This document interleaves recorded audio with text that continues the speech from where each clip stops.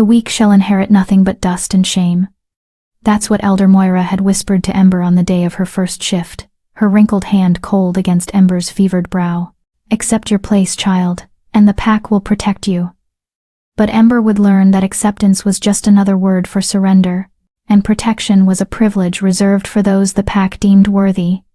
When you were born an Omega, the lowest of the low, the wolf too weak to even produce a proper scent, you learned that the exterior, the strength, the rank would always matter more than the heart beating beneath your ribs. You learned that mercy was a myth, and that when the wolves closed in for execution, no one would hear your final prayer. Ember had always known she was different. While other wolves emerged from their first transformation with the proud scent of pine and earth, of wild honey and storm scents that announced their rank, their power, their place in the hierarchy, Ember had emerged with nothing. No scent, no rank. Just a small gray wolf with eyes too large and a body too frail. Broken, they called her. Cursed, others whispered. Her own mother had looked away the day Ember shifted, shame burning in her eyes brighter than any pride. But tonight, kneeling in the execution circle with silver chains biting into her wrists and the pack's judgment pressing down like a physical weight, Ember understood the cruelest truth of all. She had never been broken. She had been inconvenient. And inconvenient wolves didn't get mercy. They got eliminated. The wolves circled closer, their eyes gleaming with hunger and righteous fury in the moonlight. Ember could smell their anticipation, their bloodlust, their certainty. They had found her guilty. Guilty of existing. Guilty of weakness. Guilty of the one unforgivable sin being Omega in a pack that worshipped strength above all else. She closed her eyes and waited for the end. And then silence. Not the silence of death, but something deeper. Something that made every wolf in the circle freeze mid-step, their hackles rising not in aggression but in primal instinctive fear. Ember opened her eyes, and saw him. The Alpha King stood at the edge of the circle, a figure carved from shadow and moonlight. His presence so overwhelming that the very air seemed to bend around him. He hadn't made a sound, hadn't needed to. Power radiated from him like heat from a forge, and every wolf in the clearing, even the elders, even the beta enforcers, dropped their eyes in submission. Everyone except Ember. She couldn't look away. His eyes met hers across the distance, and in that moment, Ember felt something shift inside her chest. Something ancient and undeniable. Something that whispered one impossible word: mine. The Alpha King tilted his head, studying her with an intensity that should have terrified her. But Ember had already knelt for her execution. She had already accepted death. What was one more impossibility in a life built on them? When he finally spoke, his voice was quiet, controlled, the kind of quiet that made mountains tremble. Release her. Chapter 1, The Broken Omega. Ember's story had begun 23 years ago, in the shadow of the Silver Pine Mountains, where the Moon Shadow Pack had ruled for centuries. She was born during a blood moon and omen, the elders said, though they couldn't agree whether it was good or bad. Her mother, Alara, had been a mid-ranking wolf, respectable enough. Her father had died in a border skirmish before Ember took her first breath. She'll be strong, Alara had promised the pack, cradling the infant Ember against her chest. She'll make us proud. But pride, Ember learned, was earned through power. And power was something she would never possess. Her childhood had been ordinary enough, running through the forests with other pups, learning to hunt, to fight, to survive. She'd had friends then. Kiera, with her bright laugh and quick wit. Dorian, who'd shared his kills when Embers were too small. Even Reese, the future Beta's son, had trained alongside her without complaint. Everything changed the night of her first shift. She was 16. The entire pack had gathered in the ceremonial grounds, a clearing ringed by ancient stones that hummed with old magic. One by one, the young wolves had shifted for the first time, their human forms melting into fur and fang as the full moon reached its apex. Kiera had emerged as a beautiful russet wolf, her alpha potential clear in every line of her body. The pack had howled their approval. Dorian had shifted into a massive gray beast, his beta strength undeniable. More howls of celebration. Then it was Ember's turn. She'd felt the change coming, the fire in her veins, the way her bones began to crack and reform. Pain, blinding, excruciating pain, and then nothing. No surge of power, no overwhelming instinct. Just a small, gray wolf that barely reached the shoulders of the others. And no scent. Every wolf had a scent. It was how the pack recognized rank, compatibility, strength. Alphas smelled of thunder and iron, betas of rich earth and smoke. Even omegas, the lowest rank, carried the sweet scent of wildflowers or honey, marking them as caretakers, nurturers, the heart of the pack. Ember smelled of nothing. Elder Moira had approached, her shifted form slowly, her ancient nose twitching as she searched for any trace of scent. The silence stretched. The pack waited. Finally, Moira had spoken, her voice carrying across the clearing. No rank, no scent. The moon has rejected this one. The howls that followed weren't celebration. They were mourning. Ember had looked to her mother then, desperate for comfort, for reassurance. But Alara had turned away, her shoulders hunched with shame. That night, Ember learned what it meant to be truly alone. The years that followed were a study in survival. Without a rank, Ember existed in a strange limbo. She wasn't cast out. The pack needed every wolf for labor, for numbers, but she wasn't truly part of them either. She was assigned the worst tasks, cleaning the pack's waste, preparing the dead for burial, mending torn clothing and broken tools. She lived in a small hovel at the edge of the territory, far from the communal dens where families gathered and laughed and loved. She ate last, if there was anything left. She spoke only when spoken to, and even then, her words were often ignored. Kiera, her childhood friend, had become one of the pack's most promising young alphas. She passed Ember in the village sometimes, her eyes sliding past as if Ember were invisible. Dorian had taken a mate, a strong beta female, and started a family. He never acknowledged their shared childhood, their old friendship. Only Reese remained, complicated. Reese had become the pack's beta heir, second only to Alpha Garrett in power and authority. He was everything an unmated wolf should want, strong, handsome, respected, and for reasons Ember had never understood, he'd continued to notice her. "You don't have to live like this," he'd told her once, finding her scrubbing blood from the butchering stones. I could speak to my father. Find you better work." Ember had looked up at him, at the pity in his eyes, and felt something shrivel inside her chest. "I don't need your charity, Reese. It's not charity. It's—" He'd hesitated, something unreadable flickering across his face. "You deserve better." But he'd never actually done anything, never challenged his father, never stood up to the pack. His kindness was all words and longing glances, nothing more. Still, Ember had been foolish enough to hope. Foolish enough to imagine that maybe, somehow, she could matter to someone. That hope died 3 months ago. The night of the spring gathering, the pack had assembled to celebrate the season's first hunt and to honor those who'd pledged their matings. It was a night of joy, of howling and dancing beneath the stars. Ember had attended only because her absence would have been noted, marked as disrespect. She'd stood at the back of the crowd, trying to be invisible. Then Reese had stepped forward, and the entire pack had fallen silent. "I've chosen my mate," he'd announced, his voice strong and clear. Ember's heart had stuttered. She'd caught his eye once that evening, had seen something that looked almost like regret. "Kiera Nightshade," Reese continued, "Alpha-born, strong, worthy. She has agreed to stand at my side." The pack had erupted in celebration. Kiera had stepped forward, radiant and proud, and Reese had pulled her into his arms. Ember had felt something crack inside her chest. She'd turned to leave, to disappear into the shadows, but a hand had caught her arm. Kiera. Her old friend. Her childhood companion. "Stay," Kiera had said, her smile sharp as broken glass. "You should witness what happens when wolves actually matter." "Kiera, did you think he'd choose you?" Kiera's voice dropped to a whisper, meant only for Ember's ears. "A broken omega, with no scent, no rank, no worth. You're delusional, Ember. You always have been." The words had cut deeper than any claw, but worse was what came next.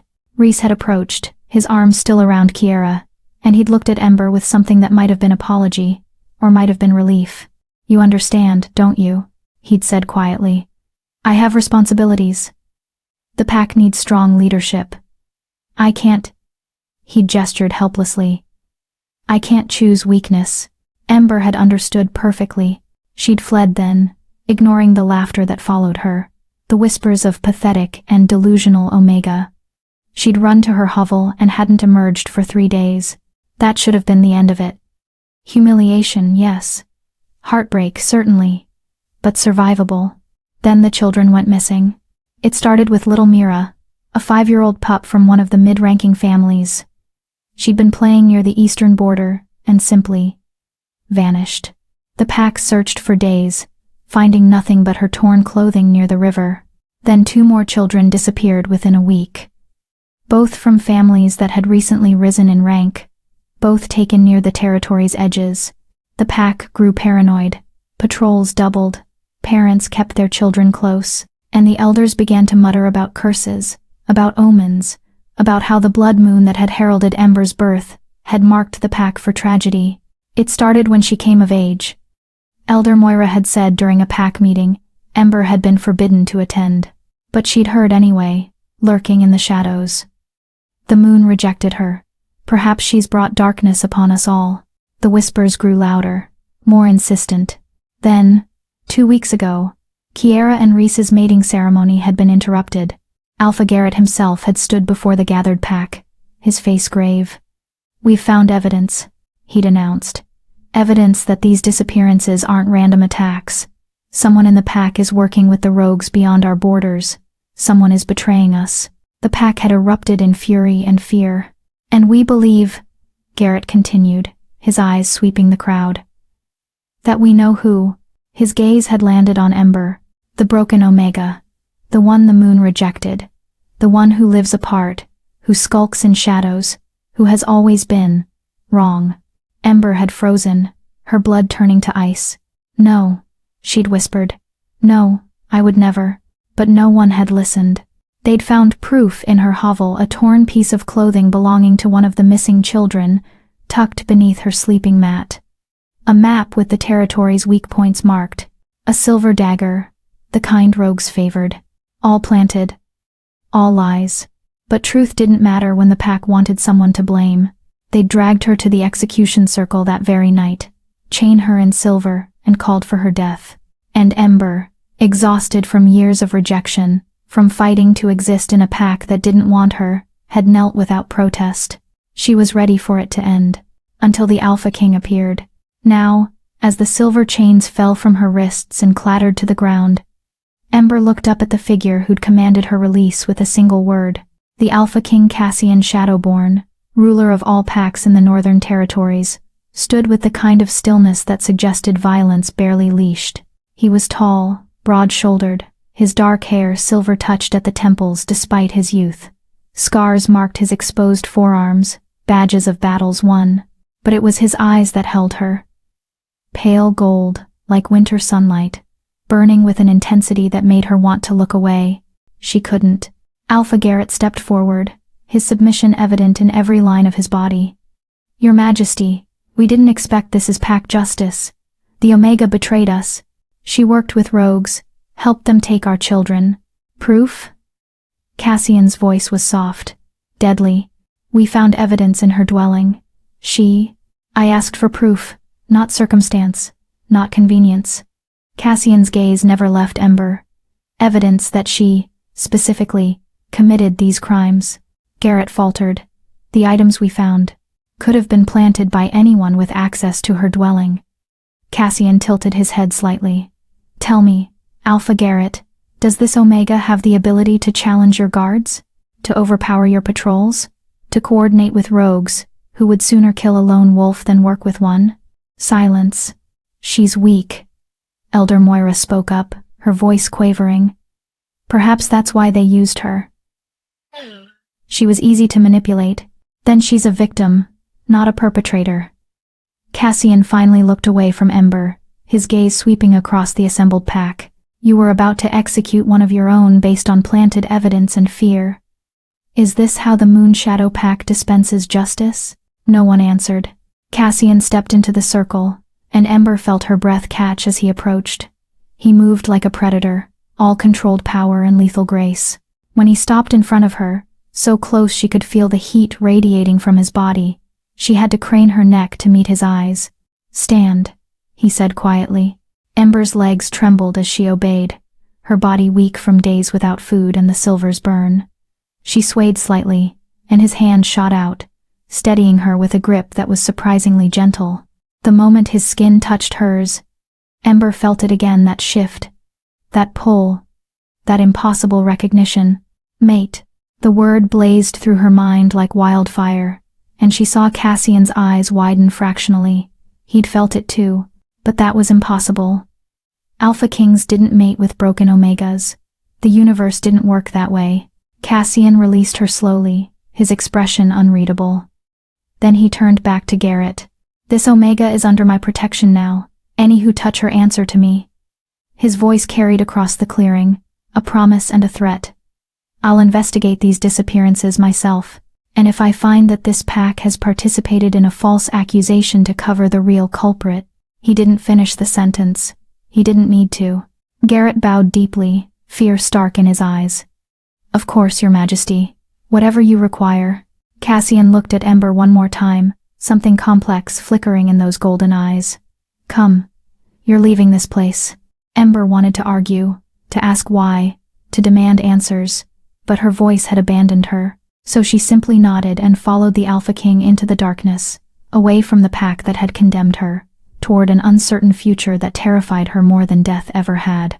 Behind them, the pack watched in stunned silence as their rejected Omega walked away with the most powerful Alpha in the territories. And in the shadows at the edge of the clearing, someone smiled. The game had just begun. Chapter 2. The Alpha King's Mercy. The Alpha King's camp was a mile north of Moonshadow territory, hidden in a grove of ancient oaks that seemed to bend toward Cassian in reverence. Ember walked behind him in silence, her bare feet bleeding from the rocky path, her body still trembling from the silver's poison. She wanted to ask where they were going, what he wanted with her, why he'd saved her life, but every time she opened her mouth, the words died in her throat. Alpha Kings didn't save broken Omegas. They didn't even acknowledge them. Yet here she was, following Cassian Shadowborn through the darkness like a ghost trailing its own death. The camp materialized out of the shadows. A dozen tents arranged in a precise circle. Guards posted at intervals. A central fire burning low and steady.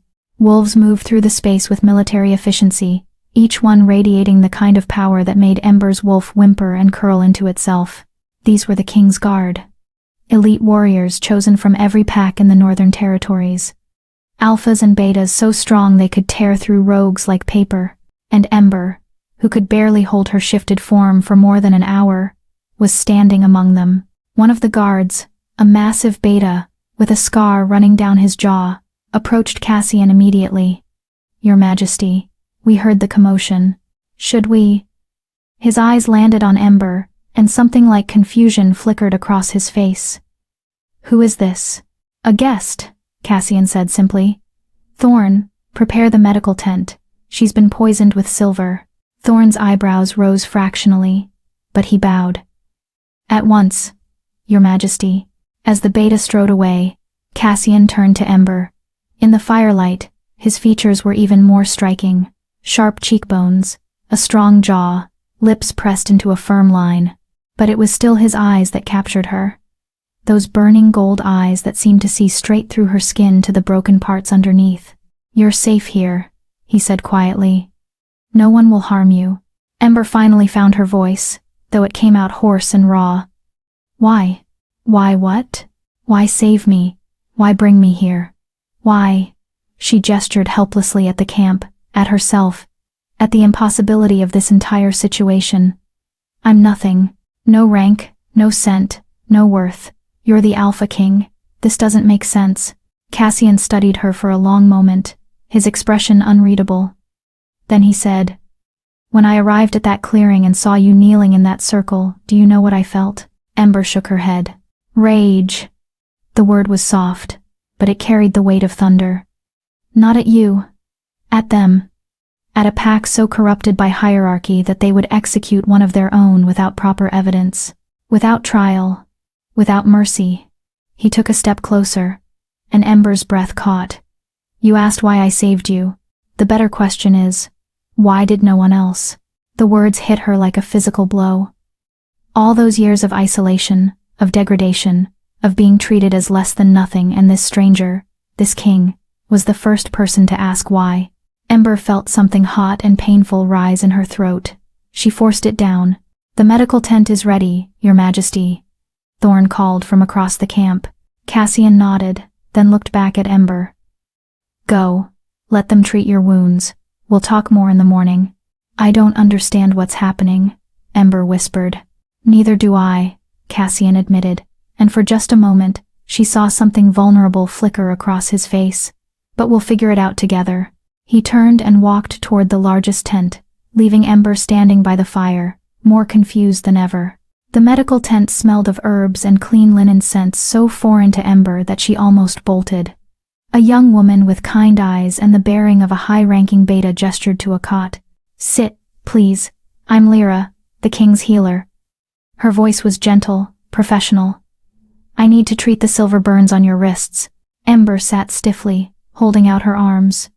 The skin where the chains had rested was raw and blistered, the silver having burned away flesh down to the muscle in some places. It should have hurt more.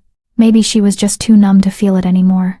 Lyra worked in silence, applying salves that smelled of moonflower and wintergreen. The relief was immediate, a cooling sensation that spread through Ember's arms and dulled the throbbing pain. You're lucky, Lyra said quietly. Another hour in those chains and the damage would have been permanent. You might have lost use of your hands entirely. Lucky, Ember repeated hollowly. Yes, that's exactly what I am. Lyra paused, meeting Ember's eyes. The king doesn't save people without reason. Whatever brought you here, whatever happened back there, it means something. It means I'm a convenient pawn in whatever game he's playing. You don't know him at all, do you? Lyra smiled slightly. Cassian Shadowborn doesn't play games. He doesn't use people as pawns. If he brought you here, it's because he believes you deserve protection. That's not nothing. Ember wanted to argue, to point out that kings always had agendas, that power was always about leverage. But she was so tired of fighting, tired of surviving, tired of trying to understand why the world had decided she didn't deserve to exist. Rest, Lyra said, finishing the last bandage. You're safe here. Whatever happens next, at least you're not facing execution. It was a low bar, but Ember supposed it was something. She lay back on the cot, her body sinking into the softness of real bedding, another luxury she hadn't experienced in years. Around her, the camp settled into the quiet rhythms of night, guards changing shifts, the fire crackling, distant conversations in hushed tones. For the first time in longer than she could remember, Ember felt something almost like peace. It terrified her. She woke to shouting. Ember bolted upright, her heart hammering, her wolf instincts screaming danger. Dawnlight filtered through the tent's opening, painting everything in shades of gray and gold. Outside, voices rose in argument. Absolutely absurd. You can't possibly think. I don't think, Thorn. I know. That was Cassian's voice, cold and commanding. And I don't need to justify my decisions to you, or anyone else. Your Majesty, please, be reasonable. She's an Omega. Not just any Omega, a broken one. No rank, no scent, no... Enough. The single word cracked like a whip. Question me again, and you'll find yourself stripped of rank and sent back to your pack in disgrace. Silence. Ember crept to the tent's opening and peered out. Cassian stood in the center of the camp, his posture rigid with barely contained fury. Thorn knelt before him, head bowed, shoulders tight with tension. The other guards watched from a distance, their expressions carefully neutral. She stays, Cassian continued, his voice dropping to something almost dangerous. She is under my protection. Anyone who disagrees is welcome to challenge me directly. No one moved. Cassian's gaze swept across the camp, landing briefly on the medical tent where Ember hid. For a moment, their eyes met, and Ember saw something in his expression that made her chest tighten, determination, mixed with something that looked almost like desperation. Then he turned and strode toward his tent, dismissing the entire camp with his silence. Thorn rose slowly, his jaw clenched, and stalked off in the opposite direction. Ember withdrew into the medical tent, her mind racing. They didn't want her here. Of course they didn't. She was an outsider, weak, a liability. And Cassian was defending her anyway, risking his own authority to what? What did he want from her? The mate bond whispered its answer. Everything. But that was impossible. Mate bonds required mutual recognition, mutual desire, mutual worth. Ember had none of those things. You're awake. Lyra entered the tent carrying a tray of food, real food, not scraps. Bread, cheese, dried meat, fresh water. Good. You need to eat. Build your strength back. Ember stared at the tray like it might bite her. This is too much. It's a normal breakfast. Lyra set the tray down on a small table. Eat. King's orders. Everyone hates that I'm here, Ember said quietly. I heard them. Thorn is protective of the king. He doesn't understand why Cassian would risk political complications for an unknown Omega. Lyra sat down across from her. But that doesn't mean he's right. Eat, please. Ember picked up a piece of bread, her hands trembling slightly. The first bite was heaven soft, warm, real. She had to force herself not to devour it all at once, to eat slowly, with dignity. Why is he doing this? Ember asked between bites. Really? There has to be a reason. Lyra hesitated, then leaned forward. Can I ask you something personal? Ember nodded. When you were in that execution circle, when the king arrived, did you feel anything? Anything unusual?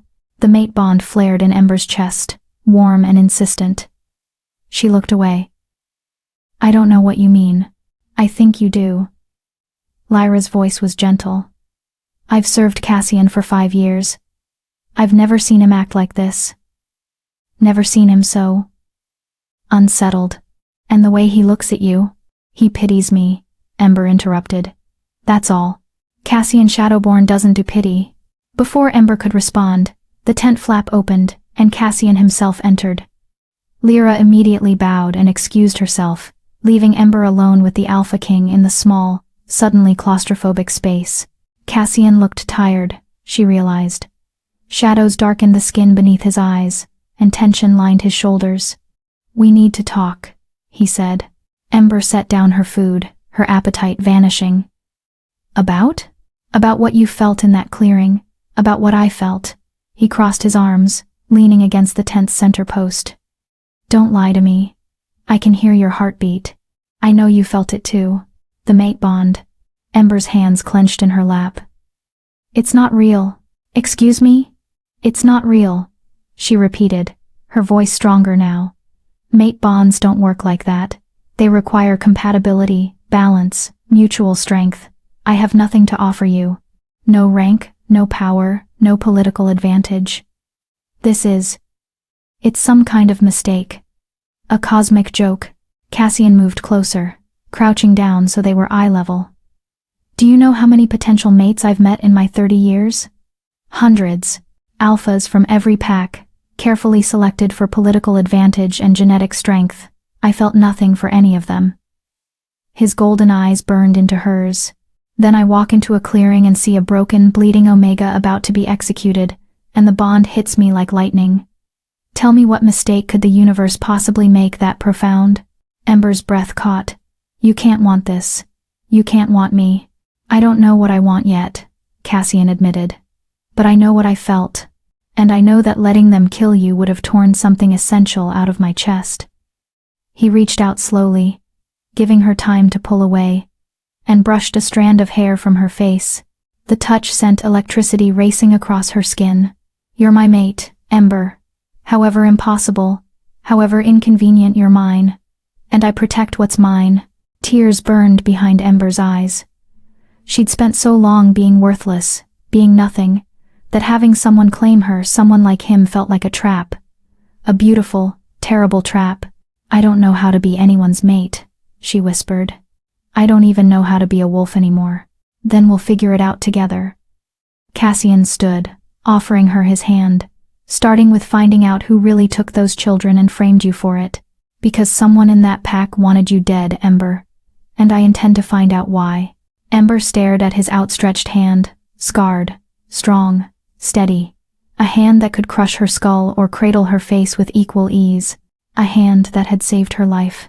Slowly, hesitantly, she placed her hand in his. The bond flared bright and golden between them.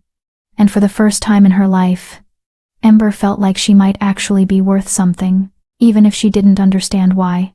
Subscribe if you believe Ember deserves better than this. Because wolves like Ember need an audience that won't abandon them. People who see that strength isn't just about power, but about surviving when the world wants you dead. Drop a comment if Ember's pain is your pain too. Tell her she's not alone in this. Outside the tent, hidden among the trees, a figure watched the Alpha King's camp with cold, calculating eyes. The Omega had survived. That was unexpected, but not insurmountable. If anything, it made the game more interesting. The figure smiled, turned, and disappeared into the forest. Phase 2 could begin. Chapter 3. Shadows and Secrets. The investigation began at dawn. Cassian had assembled his most trusted guards in the command tent, a space dominated by maps, reports, and the lingering scent of strong coffee. Ember stood awkwardly at the edge of the gathering, acutely aware that she was the only Omega in a room full of alphas and high-ranking betas. Thorn stood opposite her, his expression carefully neutral, but his distaste obvious in the rigid set of his shoulders. Beside him was a tall, lean alpha named Dakota, with silver-streaked hair and sharp green eyes. And next to Dakota was a younger beta called Finn, barely past his 20th year but already bearing the scars of a warrior. Let's review what we know, Cassian said, spreading a detailed map of Moonshadow territory across the central table. 3 children have disappeared over the past month. Mira Ashwood, age 5. Twins Jace and Lila Thornhart, age 7. All taken near the eastern border, all from families that recently increased in rank. Pattern suggests targeting, Dakota observed, her voice crisp and analytical. Someone with a grudge against rising families, or someone who wants to destabilize the pack's hierarchy, or someone who knew those families would be distracted by their new status, Finn added, too busy celebrating to notice the danger. The evidence planted in Ember's dwelling was crude, Cassian continued, his finger tracing the border area on the map. A torn piece of Mira's dress. A map with patrol routes marked. A silver dagger of rogue make. He looked up, his golden eyes sweeping across the room. Too crude. Too obvious. Whoever did this wanted Ember blamed quickly, before anyone could investigate properly. Why? Thorn asked, his gaze flicking to Ember with barely concealed suspicion. What makes her so important? She's just an Omega. Killing her would barely register. Exactly, Cassian said softly. She's the perfect scapegoat. Powerless, isolated, already rejected by the pack. Who would question her guilt? Who would defend her? The silence that followed was damning. Ember wrapped her arms around herself, feeling the weight of their judgment, even as Cassian defended her. She wanted to speak up, to contribute something useful. But what did she have to offer? She knew nothing about investigation, about strategy, about the eastern border, she said suddenly, the words escaping before she could stop them. Every eye in the tent turned to her. Cassian raised an eyebrow. What about it?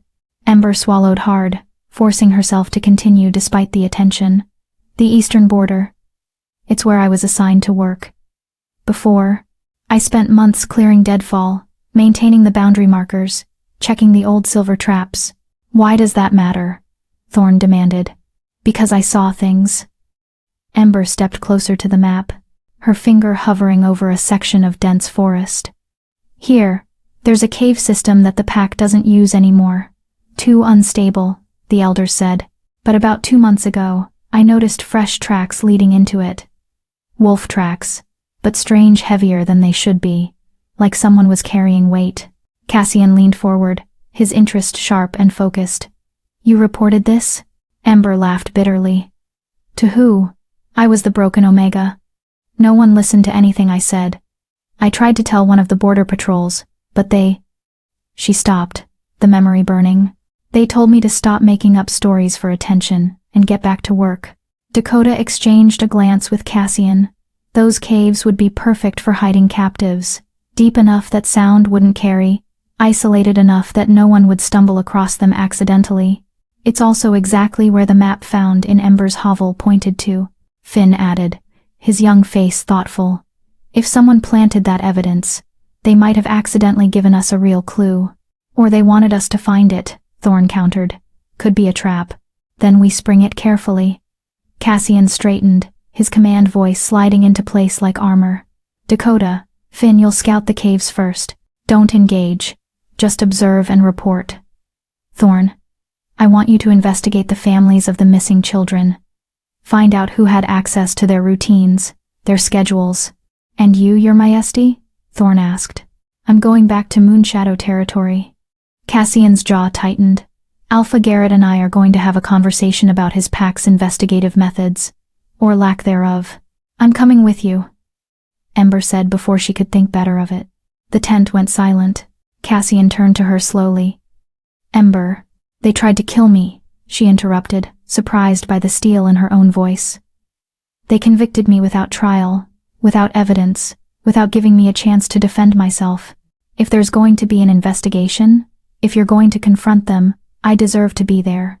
It's too dangerous, Cassian said, but his tone suggested he was already reconsidering. I've lived with danger my entire life. This is just more obvious. Ember met his eyes, refusing to look away. Besides, I know that pack. I know how they think, how they operate. I might see things you'd miss. Dakota cleared her throat. She has a point, Your Majesty. An insider's perspective could be valuable. Thorn looked like he wanted to argue, but Cassian raised a hand, silencing him. Fine, the Alpha King said, but you stay close to me. No wandering off, no taking risks. Understood? Ember nodded, trying to ignore the flutter in her chest at his protective tone. Everyone has their assignments, Cassian announced. We move within the hour. These children have been missing long enough. It's time to bring them home. The guards dispersed quickly, leaving Ember alone with Cassian in the command tent. He studied her for a long moment, something complex playing across his features. You didn't have to volunteer for this. You could have stayed here, stayed safe. Safe isn't the same as free, Ember said quietly. And I'm tired of hiding. Cassian's expression softened. You're stronger than you think. You know that, don't you? I don't feel strong. Strength isn't about power, Ember. It's about surviving when everything wants you dead, and still choosing to stand up anyway. He moved closer, close enough that she could feel the heat of him, smell the pine and winter storm scent that marked him as Alpha. You've been strong your entire life. You just never had anyone tell you that before. The mate bond hummed between them, warm and insistent, and Ember felt her wolf stir for the first time in days, not in fear or submission, but in recognition. In longing. Cassian, she whispered, not even sure what she wanted to say. He reached out, his hand cupping her cheek with a gentleness that made her chest ache. I know this is complicated. I know you don't trust this. Don't trust me. Probably don't even trust yourself right now. But I need you to know something. What? I'm not going to let anyone hurt you again. Not the pack that rejected you. Not whoever framed you. Not even your own doubts. His thumb brushed across her cheekbone, the touch sending shivers down her spine. You're mine now, and I protect what's mine. Before Ember could respond, before she could process the fierce possessiveness in his voice, Cassian pulled away and strode toward the tent's exit. Get ready, he called over his shoulder. We leave in 30 minutes. And Ember? Yes? Thank you, for trusting me enough to come forward about those caves. You might have just saved those children's lives. He disappeared through the tent flap, leaving Ember standing alone with her racing heart and the impossible reality that the Alpha King, the most powerful wolf in the territories, had just claimed her as his. And somehow, impossibly, she was starting to believe him.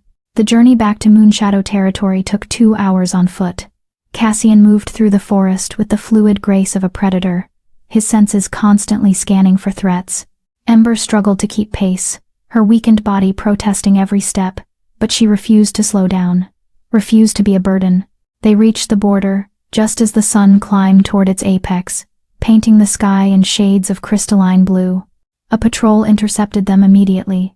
3 beta wolves who went rigid with shock when they recognized Cassian, then pale with fear when they saw Ember at his side. "Your Majesty," the lead beta stammered, dropping into a bow so deep his forehead nearly touched the ground. We didn't expect Alpha." Garrett wasn't informed. "I don't require permission to enter any territory under my jurisdiction," Cassian said coldly. "Take me to your Alpha, now." The betas scrambled to obey, leading them through the forest toward the pack's central village. Ember felt eyes on her with every step, pack members emerging from their homes and work sites to stare at the broken Omega who'd somehow returned from her execution. Walking beside the Alpha King like an equal, she heard the whispers. How is she alive? The king saved her, why would he do that? Maybe she did work with the rogues. Maybe she seduced him somehow. An Omega seducing an Alpha King? Don't be ridiculous. Each word was a small knife, familiar and sharp. Ember kept her eyes forward, her spine straight, refusing to show weakness. Cassian's hand found hers, lacing their fingers together in a grip that was both gentle and unbreakable. The whispers stopped immediately. They reached Alpha Garrett's lodge, a large wooden structure at the village's heart, and found the Alpha waiting on the front steps, his face carefully composed but his scent betraying his anxiety. "Your Majesty," Garrett said, bowing. "This is unexpected. If you'd sent word, we would have prepared a proper welcome." "I'm not here for welcomes," Cassian interrupted. "I'm here for answers. Starting with why you were so eager to execute an Omega without proper investigation." Garrett's jaw tightened. "With respect, Your Majesty, this is an internal pack matter. It became my matter the moment you decided to act as judge, jury, and executioner." Cassian's voice dropped to something dangerous. 3 children are missing.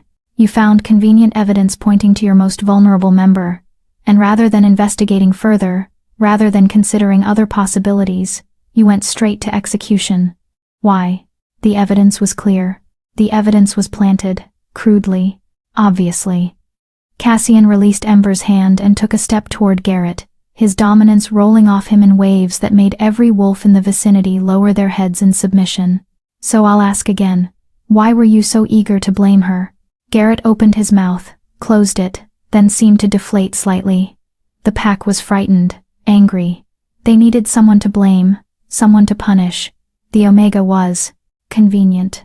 Convenient, Ember repeated, her voice shaking with suppressed fury. "You were going to kill me because it was convenient." "You have no rank," Garrett snapped, his composure cracking.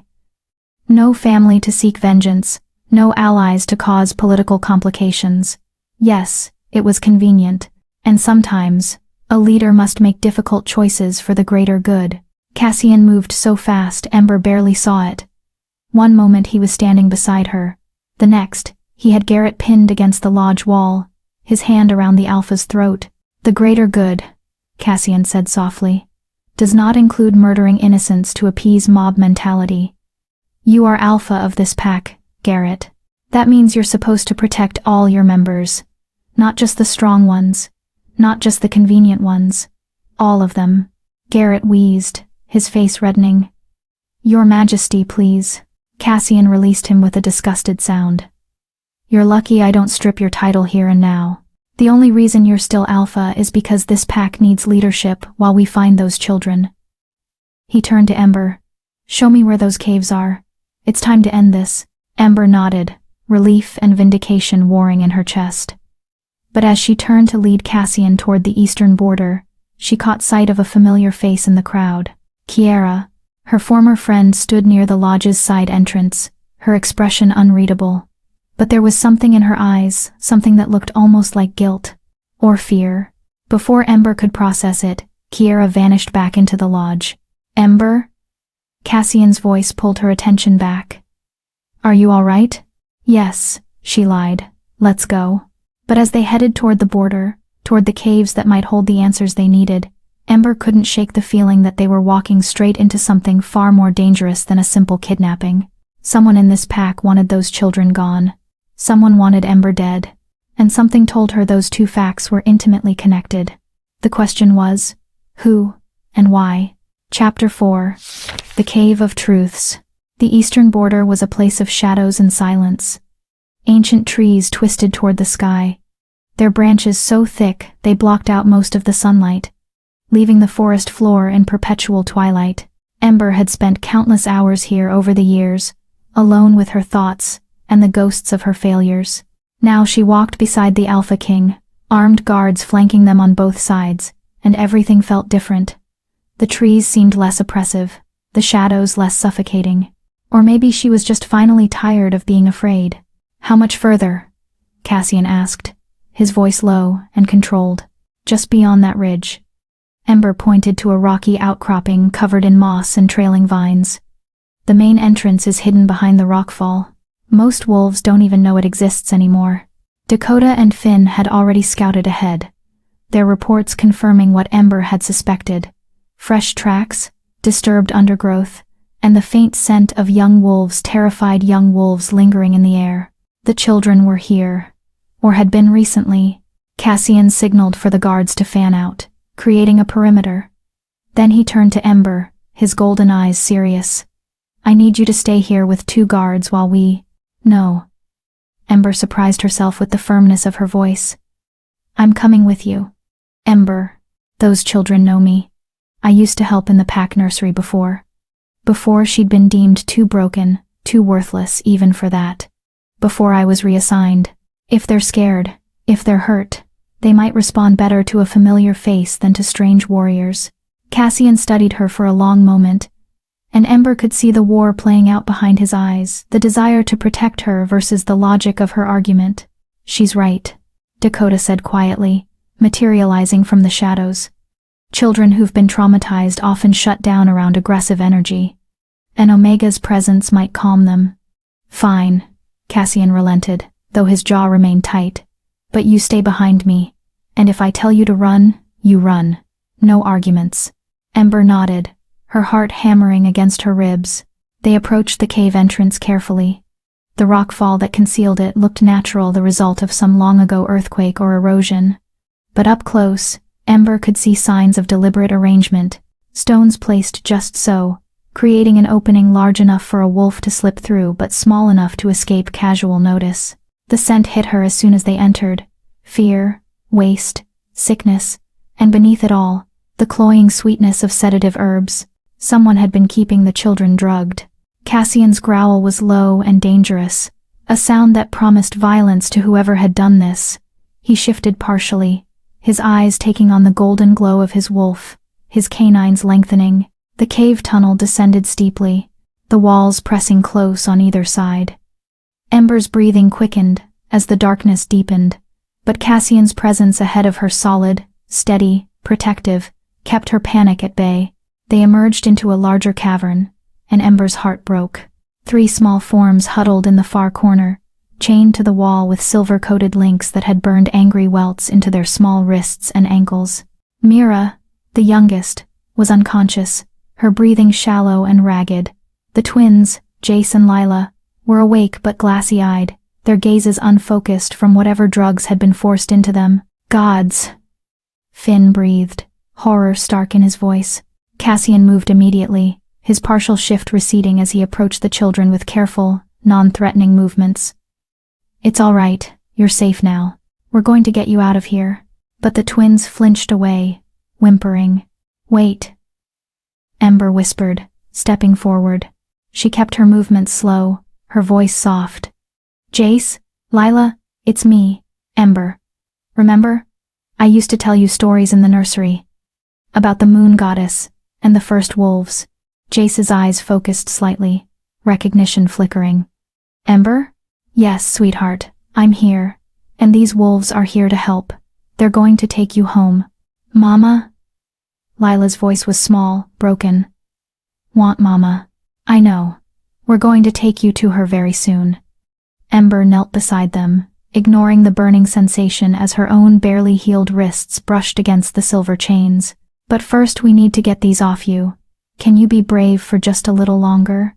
Dakota produced a set of silver-resistant gloves and began working on the chains, while Lyra, who'd accompanied them specifically for medical support, examined Mira's unconscious form. "She's been heavily sedated," Lyra reported, her voice tight with controlled anger. "And she's dehydrated. malnourished. We need to get her back to camp immediately. Cassian's expression was carved from stone, his fury so palpable it made the air vibrate. But when he spoke, his voice was gentle. Finn, carry Mira. Dakota, help with the twins. We're getting them out of here now. As the guards carefully gathered the children, Ember noticed something that made her blood run cold. On the cave wall, partially hidden by shadows, were scratches, deliberate marks carved into the stone. She moved closer, her wolf-enhanced vision picking out the pattern. Numbers, dates, and names. Not just the 3 missing children's names, but others. A dozen others, spanning back nearly 2 years. Cassian, Ember called, her voice shaking. You need to see this. The Alpha King appeared at her side instantly, his eyes scanning the wall. She watched his expression shift from confusion to horror to an icy, terrifying rage. This isn't the first time, he said quietly. These kidnappings, they've been happening for years, and no one noticed. Or no one cared to investigate. All Omegas and low-ranking pups? Ember read, her finger tracing the names. Children who wouldn't be missed as much. Children whose families didn't have the power to demand answers.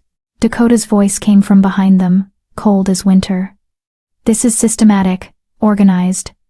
Someone in that pack has been taking children for years and covering it up. But why? Finn asked, his young face pale with shock. What would anyone want with? He stopped, realization dawning. The slave trade. Gods, they're selling them to the rogue networks. Ember's stomach turned. The rogue networks were a dark legend in Wolf Society criminal organizations that trafficked in everything from weapons to territory disputes to people. Omegas especially, valued for their rarity and their inability to fight back effectively. Children were even more valuable, easier to transport, easier to break. We need to get back to Moonshadow territory, Cassian said, his voice deadly calm. Garrett has questions to answer, and if he's involved in this. He didn't finish the sentence. He didn't need to. They made their way back through the tunnel, the rescued children now wrapped in blankets and cradled carefully by the guards. Ember brought up the rear, her mind racing. Someone in the pack was doing this. Someone with enough authority to move freely, to access children without suspicion, to cover their tracks for years. An alpha, or a beta, in a position of power, or... Ember's thoughts scattered as they emerged from the cave into fading afternoon light. The sun was setting, painting the sky in shades of blood and gold. A wolf was waiting for them. Reese stood at the clearing's edge, his expression carefully neutral, but his scent betraying his anxiety. Behind him, 3 other beta wolves, all members of the pack's inner circle. Your Majesty, Reese said, bowing. Alpha Garrett sent us to assist with the children. We heard they'd been found. How convenient, Cassian said coldly, that you arrived just as we were leaving. And how interesting that Garrett knew exactly where to send you. Reese's eyes flicked to Ember, something complicated passing across his face. The pack has been searching these woods for weeks. When your scouts were spotted heading this direction, you assumed we'd need help? Dakota cut in, her voice sharp. Or you assumed you needed to make sure certain evidence didn't make it back to the village? The beta wolves behind Reese shifted nervously, their hands moving toward their weapons. Cassian's growl was low and warning. I wouldn't. My guards outnumber you, outrank you, and are significantly less patient than I am right now. We're not here to fight, Reese said quickly, raising his hands in a placating gesture. We're here to help. Those children are pack. We want them safe just as much as you do. Then you won't mind accompanying us back to your Alpha, so we can all have a conversation about how these kidnappings went unnoticed for 2 years, Cassian said pleasantly. The pleasantness was somehow more terrifying than his anger. Reese paled. 2 years? There's a wall in that cave, covered in names and dates. Children who've been disappearing systematically, while your pack's leadership looked the other way. Or participated. Cassian took a step toward Reese, his dominance radiating like heat. So yes. You're going to accompany us, and you're going to answer every question I ask with complete honesty. Or I'm going to assume you're complicit and act accordingly. Ember watched Reese's face cycle through shock, fear, and finally, resignation. I didn't know, he whispered. I swear on my wolf. I didn't know it had been happening that long. We thought, when the 3 children went missing this month, we thought it was a new threat, not evidence of a long-standing conspiracy. Dakota finished grimly. The journey back to Moonshadow territory was tense and silent. The guards formed a protective circle around the children, while Reese and his betas were clearly under watch, even if they weren't technically prisoners. Ember walked beside Cassian, her mind still reeling from everything they'd discovered. 2 years of kidnappings, dozens of children, and the pack leadership had either been oblivious or complicit. You're thinking loudly, Cassian murmured, his hand finding hers again. I don't understand. How could they not notice? How could no one care that children were disappearing? Because they were the wrong children, Cassian said, his voice heavy with disgust. Low-ranking, powerless, the kind of wolves that packs like this view as expendable. His grip on her hand tightened, the same way they viewed you. Ember's throat tightened. If you hadn't come. If you hadn't stopped my execution. But I did. And now we're going to make sure no one else is treated as expendable ever again. They reached the village, as night fell completely. The pack had gathered in the central square, word having spread that the children had been found. Parents pushed forward, desperate and hopeful, their cries of relief when they saw their pups alive echoing through the darkness. But beneath the relief was something else, something darker, fear, and the dawning realization that something was very, very wrong in Moonshadow Pack. Alpha Garrett stood on the lodge steps, his face carefully composed, but Ember could see the calculation in his eyes. He was already planning his defense, his explanation. Cassian didn't give him the chance. Gather your council, the Alpha King commanded, his voice carrying across the square. Every elder, every beta, in a position of authority. Every wolf who has access to pack records and territory assignments. We're having a trial, tonight. Every wolf who has access to pack. Your Majesty, Garrett began. Perhaps we should wait until morning. Give everyone time to... Tonight, Cassian repeated. And the word was a whip crack. Because every moment we delay is another moment the guilty parties have to destroy evidence or flee. And I promise you, Garrett, if anyone tries to run, I will personally hunt them down and drag them back in chains. The threat hung in the air, undeniable and absolute. Garrett bowed, his submission forced. As you command, Your Majesty. As the pack scrambled to obey, Ember felt Cassian's hand squeeze hers once more. Stay close to me tonight, he said quietly. We're about to shake this pack to its foundations, and when we do, whoever's behind this is going to get desperate. I'm not afraid, Ember lied. Cassian's smile was slight, understanding. You should be, because I have a feeling we're about to discover that the real monster isn't hiding in the shadows. He looked toward the lodge, where the pack's leadership was gathering. It's been hiding in plain sight all along. Chapter 5. The Trial of Wolves. The pack lodge had been transformed into a makeshift courtroom. Long tables formed a U-shape, with Alpha Garrett seated at the center, flanked by the 5 elders who governed Moonshadow's traditions and laws. The Beta Council, 10 wolves who managed everything from territory patrols to resource distribution, sat along the sides. At the head of the room, on a raised platform typically reserved for ceremonial occasions, Cassian had positioned himself like a judge presiding over sentence. Ember stood beside him, acutely aware of every eye in the room fixed on her. The broken Omega, returned from her execution, now standing at the Alpha King's right hand. It defied every hierarchy, every tradition, every rule they'd lived by. Good. Let's begin with the facts, Cassian said, his voice cutting through the murmured conversations. 3 children were taken over the past month. Evidence was planted in Ember's dwelling, leading to her false accusation and near execution. Today, we found those children alive in caves on the eastern border caves that also contained evidence of at least 20 additional kidnappings spanning 2 years. The room erupted. Voices overlapped in shock, denial, and growing fury. Impossible! 2 years? That can't be right. We would have noticed. Cassian's growl silenced them all. You didn't notice. Or you chose not to. Either way, children under your protection were stolen, drugged, and held captive, while you focused on executing an innocent Omega to appease your fear. Elder Moira, her ancient face creased with lines of fury and something that might have been shame, leaned forward. Your Majesty, if this is true, and I'm not conceding that it is, but if it is, then someone has been concealing these crimes with great skill. This isn't the work of rogues. This is internal. Finally, someone with sense, Dakota said from her position guarding the room's entrance. The question is, who has the authority, the access, and the motivation to do this? And who benefits? Finn added. All eyes turned to Alpha Garrett. The Alpha's face had gone carefully blank, but Ember could see his pulse hammering in his throat. You can't possibly think that I would harm children of my own pack, wouldn't you? Cassian's voice was soft, deadly. You were willing to execute Ember without a proper investigation. You were willing to let fear override justice. Why should we believe child trafficking is beyond you? Because I'm Alpha, the pack is everything to me. The pack, Thorn interjected, stepping forward with a rolled parchment in his hands. Or the pack's reputation? Because according to these records we found in the caves, every child taken was either Omega or low-ranking. Children whose disappearance wouldn't cause political complications. Children whose families lacked the power to demand answers.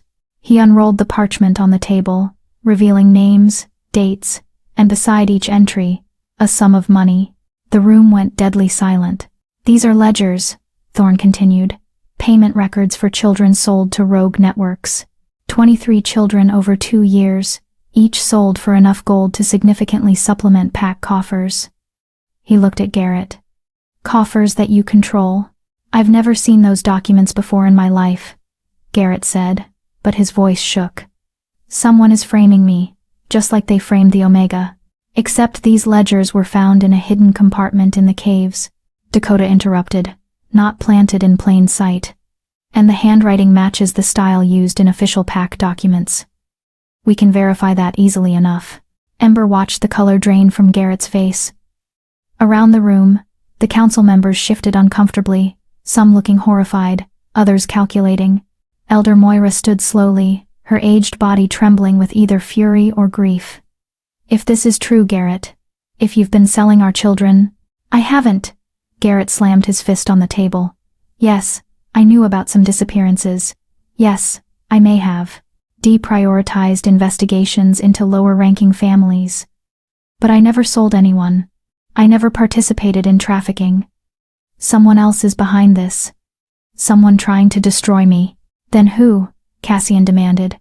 Who else has access to pack funds, to territory records, to the kind of authority needed to move freely without suspicion? The silence stretched taut as a bowstring. Then Reese spoke, his voice quiet but clear. The Beta Council. We all have access to those things. Any of us could have done this. 10 pairs of eyes turned to him, some grateful for the deflection, others furious at the implication. Are you accusing us? One of the Beta Council members, a stocky wolf named Garrick, rose to his feet. I've served this pack for 30 years. My own daughter was among those who— He stopped, his face crumbling. My Sarah. She disappeared 8 months ago. We thought she ran away with a rogue male. You're telling me she was taken? Sold? The anguish in his voice was real, undeniable. Thorn checked the ledger, his expression grim. Sarah Ironhide, age 15, classified as low-ranking Omega, taken 7 months ago, sold for 200 gold pieces to a rogue network operating out of the Western Territories. Garrick's howl of grief and rage shook the rafters. He lunged across the table toward Garrett, only to be restrained by 2 other council members. You sold my daughter, Garrick roared. My child. She was 15 years old. I swear I didn't know. Garrett backed away, his composure completely shattered now. Cassian raised a hand, and the room fell silent once more. Someone in this pack is responsible. The ledgers prove that. But Garrett is right about one thing. These crimes required more than one person. This kind of operation needs someone to identify targets, someone to execute the kidnappings, someone to handle the transactions, and someone to cover the trail. He let that sink in, watching as the council members began looking at each other with suspicion and fear. So, here's what's going to happen, Cassian continued. Each of you will submit to questioning. Each of you will have your movements over the past 2 years documented and verified. Each of you will open your personal finances for inspection. And anyone who refuses or attempts to flee will be assumed guilty and treated accordingly. This is outrageous, one of the elders sputtered. We have rights. You forfeited your rights when you allowed children to be stolen and sold under your watch, Cassian said coldly. Be grateful, I'm offering investigation instead of immediate execution. Ember had remained silent throughout the proceedings, but now she felt something nagging at her mind. Something about the ledger, about the pattern of disappearances. May I? She asked quietly, reaching for the parchment. Cassian nodded, and she spread the ledger out before her, studying the entries carefully. The names, the dates, the amounts, and there a pattern. The disappearances accelerated, she said slowly, her finger tracing down the list.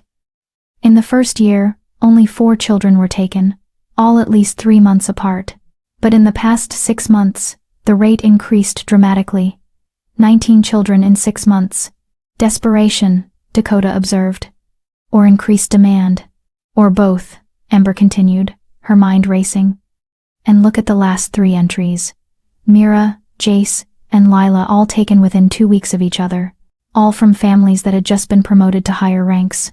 Cassian leaned closer, his eyes scanning the ledger. You're right. The earlier victims were all low-ranking, but these last 3 were meant to send a message, Ember finished. Or to distract. If you take children from powerful families, the pack mobilizes. They search, they investigate, they demand justice. It creates chaos. Chaos that would cover someone's tracks, Thorne said, understanding dawning. If the pack is focused on the new high-profile kidnappings, no one looks into the old ones, Dakota completed. This wasn't just about money, this was about creating a smokescreen. But a smokescreen for what? Finn asked. Ember's eyes continued scanning the ledger, and suddenly she saw it. A notation in the margin, written in different ink, added later. Final shipment before termination. Close operation. Eliminate evidence. Her blood ran cold. They were planning to shut down, she whispered. But they needed one last distraction. One last crisis to APT. She stopped, realization hitting her like a physical blow. To execute me, she said, looking up at Cassian. That's what this was about. The planted evidence, the rushed trial, the execution. They needed me dead before you arrived. Before anyone could investigate properly. I wasn't just a convenient scapegoat. I was a loose end. But why you specifically? Cassian asked, though his expression suggested he was already forming theories. Ember thought back, her mind sifting through years of isolation and rejection. The eastern border. I worked there for months. I saw things, the tracks, the disturbed areas near the caves. I even tried to report them. What if? Her breath caught. What if I saw more than I realized? What if someone thought I was a threat? An Omega, no one listens to, Dakota said grimly. The perfect witness to ignore until she becomes inconvenient. Rhys had been silent throughout this exchange, but now he spoke up, his voice strained. Kiera. She was one of the wolves who discovered the evidence in Ember's dwelling. She brought it to my father, to Alpha Garrett. She was the one who pushed hardest for immediate execution. Ember's heart stuttered. Kiera, her childhood friend, the golden alpha who'd mocked her at Rhys's mating ceremony. Where is she? Cassian demanded, his voice sharp. Rhys looked around the room, and Ember saw the exact moment panic set in. She was supposed to be here. For the trial. But I haven't seen her since. The door burst open. Lyra stumbled in, blood streaming from a gash on her temple, her breath coming in ragged gasps. Your Majesty, the children, someone attacked the medical tent. Cassian was moving before she finished speaking, Dakota and Finn on his heels. Ember ran after them, her heart hammering, Rhys and several council members following close behind. They reached the medical tent to find it in chaos. 2 guards lay unconscious, silvered chains scattered across the ground. The children were gone. All 3 of them. Stolen for the 2nd time in a single day. No, Ember breathed. No. Tracks, Dakota called from outside the tent. Fresh. Leading toward the western border. 2 wolves, carrying weight, moving fast. Cassian's roar shook the camp. Thorn, take half the guard and seal the eastern border. Dakota, Finn, you're with me. We're hunting. He turned to Garrick, the grieving father. You wanted justice for your daughter? Then help me stop this. Now, Garrick nodded, his eyes burning with purpose. Ember, Cassian said, turning to her. Stay here. Guard the camp. I can't risk you. They're running west, Ember interrupted, toward the old silver mines. There's a series of tunnels there, a dozen different exits. If they reach those mines, you'll never find them in time. How do you know about the mines? Because I used to work there too. Before they deemed me too weak even for mining. Ember met his eyes, refusing to back down. I know those tunnels better than anyone. You need me. Cassian's jaw clenched, the war between protection and pragmatism playing across his face. Finally, he nodded sharply. Stay close. Stay safe. And if I tell you to run, I run. I know. Ember managed a small smile. Let's go get those children back. They ran into the night, a pack of wolves united by purpose, if not by loyalty, racing against time and darkness to stop a monster wearing a familiar face. Behind them, in the chaos of the medical tent, no one noticed the small scrap of fabric caught on a tent pole. Russet fur, alpha fur, Kiara's fur.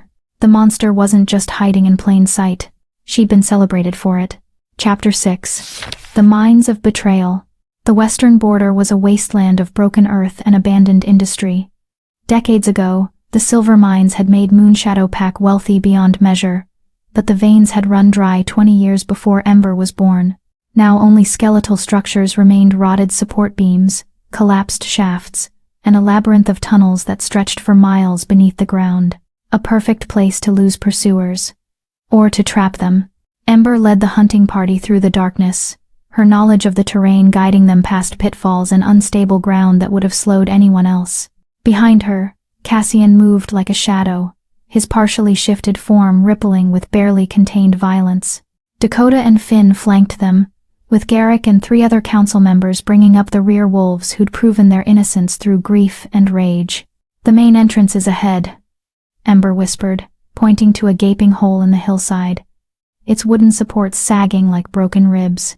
But there are at least 8 other exits scattered throughout the tunnel system. If they know we're coming, they know, Cassian said grimly. They would have heard us coming from a mile away. This is a trap, then we spring it carefully. Dakota's eyes glowed amber in the darkness. Finn, take Garrick and circle to the northern exits. Seal them off. We'll drive our prey toward the eastern tunnels, they're the most unstable. Limited escape routes. Finn nodded and melted into the shadows with his assigned team. Cassian turned to Ember, his hand cupping her face with a gentleness that contradicted the predator blazing in his eyes. Last chance. You can stay here, guard the entrance, and let you walk into tunnels you don't know, that could collapse at any moment, while hunting wolves who are desperate enough to kidnap children twice. Ember covered his hand with hers. No, we do this together. The mate bond flared between them, warm and fierce, and Ember saw something shift in Cassian's expression. Not resignation, but acceptance. Trust. Together, he agreed. But you stay between me and Dakota. Always. They entered the mines. The darkness was absolute, broken only by the faint bioluminescence of cave fungi clinging to the walls. The air was thick with the scent of earth and decay, and beneath it, the metallic tang of old silver, enough residue left in the rock to make every wolf's instinct scream warnings. Ember's enhanced hearing picked up sounds deeper in the tunnels. Footsteps, whispered voices, and the muffled whimpering of terrified children. This way, she breathed, guiding them down a side passage that sloped steeply into the earth. The tunnel narrowed as they descended, the walls pressing close enough that they had to move single file. Ember's heart hammered against her ribs, her wolf instinct screaming at the confinement, the silver-tainted air, the overwhelming sense of danger. But those children needed her, needed all of them. They emerged into a wider chamber, and Ember's breath caught. The space had been converted into a makeshift prison. Silver chains hung from the walls, Cages made of silver-coated bars lined one side, and in the center, bound and gagged, were Mira, Jace, and Lila. But it was the figures standing over them that made Ember's world tilt sideways. Kiera. Beautiful, golden Kiera with her russet fur and alpha bearing, and beside her, his face a mask of cold calculation. Rhys. No, Ember whispered. Rhys, you were with us. You helped us. I delayed you, Rhys corrected, his voice empty of the kindness she'd once associated with him. Gave Kiera time to take the children and set up this meeting. You made it easier than expected, really. Always so trusting, Ember. So pathetically hopeful. Cassian's growl was volcanic. You're behind this. Behind it? No. Kiera smiled, and it was nothing like the girl Ember had known. This smile was all sharp edges and cruelty. We're just the middlemen, the facilitators. The real operation is much bigger than one pack, Your Majesty. Bigger than you can possibly imagine. The rogue networks, Dakota said, understanding dawning. You're working with them. Supplying them with children. Supplying them with product, Kiera corrected. See, that's what you noble types never understand. In the real world, power isn't about honor or justice or protecting the weak. It's about resources. Control. And wolves, especially young, moldable wolves, are incredibly valuable resources. Ember felt sick. You were my friend. We grew up together. How could you... Friend? Kiera laughed, the sound echoing off the stone walls. I was never your friend. Ember. You were a convenient shadow. Something to stand next to, so I looked brighter in comparison. The pathetic Omega who made everyone else feel better about themselves. Her eyes glittered with malice. But then you started working the eastern border. Started noticing things. We couldn't have you asking questions, being curious. So we decided to eliminate two problems at once. Frame me for the kidnappings and get rid of a witness, Ember said, her voice numb. And when that didn't work, we improvised. Rhys stepped forward, his posture relaxed despite the three predators facing him. Taking the children again would bring you running, you and the Alpha King. So desperate to be heroes. So predictable. You used those children as bait, Cassian said, his voice deadly quiet. You put them through trauma twice to set a trap. They're low-ranking, Kiera said with a shrug. They would have been sold anyway. At least this way they serve a purpose. Dakota moved faster than thought, her claws extending as she lunged for Kiera. But the chamber exploded with movement. Wolves emerging from hidden alcoves in the walls, at least a dozen of them, all bearing the scent of rogues and violence. The trap had been sprung. Cassian met the first attacker head-on, his partial shift completing in an instant. He was devastating all raw power and controlled fury, tearing through opponents like paper. Dakota fought beside him, her movements precise and lethal, but they were outnumbered, and more wolves kept emerging from the tunnels. Ember saw Rhys moving toward the children, a silver dagger in his hand, and understood with horrible clarity. They were going to kill the pups, eliminate the evidence, along with the witnesses. No. Something inside, Ember snapped. Not broke, transformed. All the years of being told she was weak, worthless, broken, all the pain and rejection and humiliation, it crystallized into a single burning purpose. Protect the children. She didn't think. She didn't plan. She just moved. Ember hit Rhys with the full force of her body weight, driving him away from the children.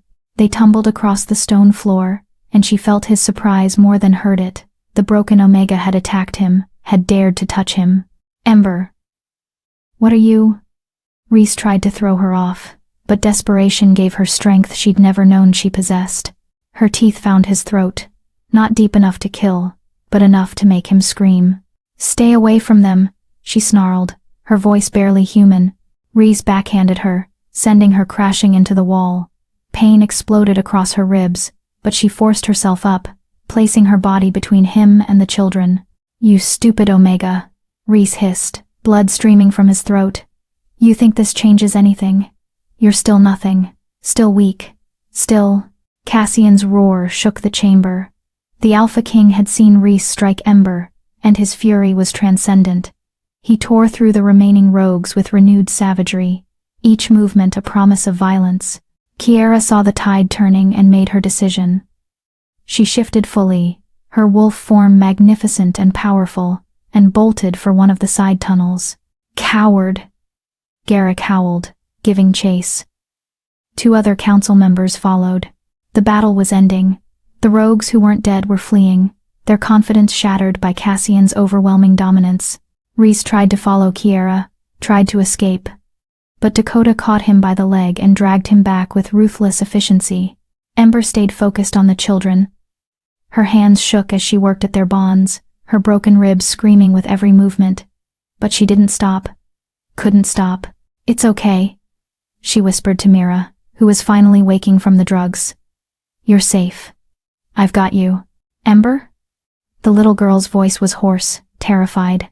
"I'm here, sweetheart. I'm here." Cassian appeared at her side, his shifted form receding, his hands infinitely gentle as he helped free the last of the bonds. "You're hurt." "I'm fine." "You're bleeding. Your ribs are broken." "I'm fine." Ember met his eyes, and whatever he saw there made him nod slowly.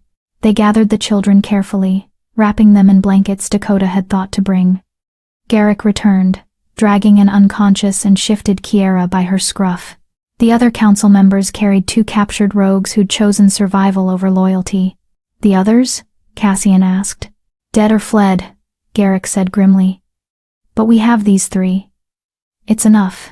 Rhys knelt in the center of the chamber, silver chains binding his wrists, his throat still bleeding from Ember's bite. He looked smaller somehow, diminished. The confident beta air was gone, replaced by something desperate and cornered. "You're going to kill me," he said flatly. "Eventually," Cassian agreed. "But first, you're going to tell me everything. Every name, every contact, every detail of this operation.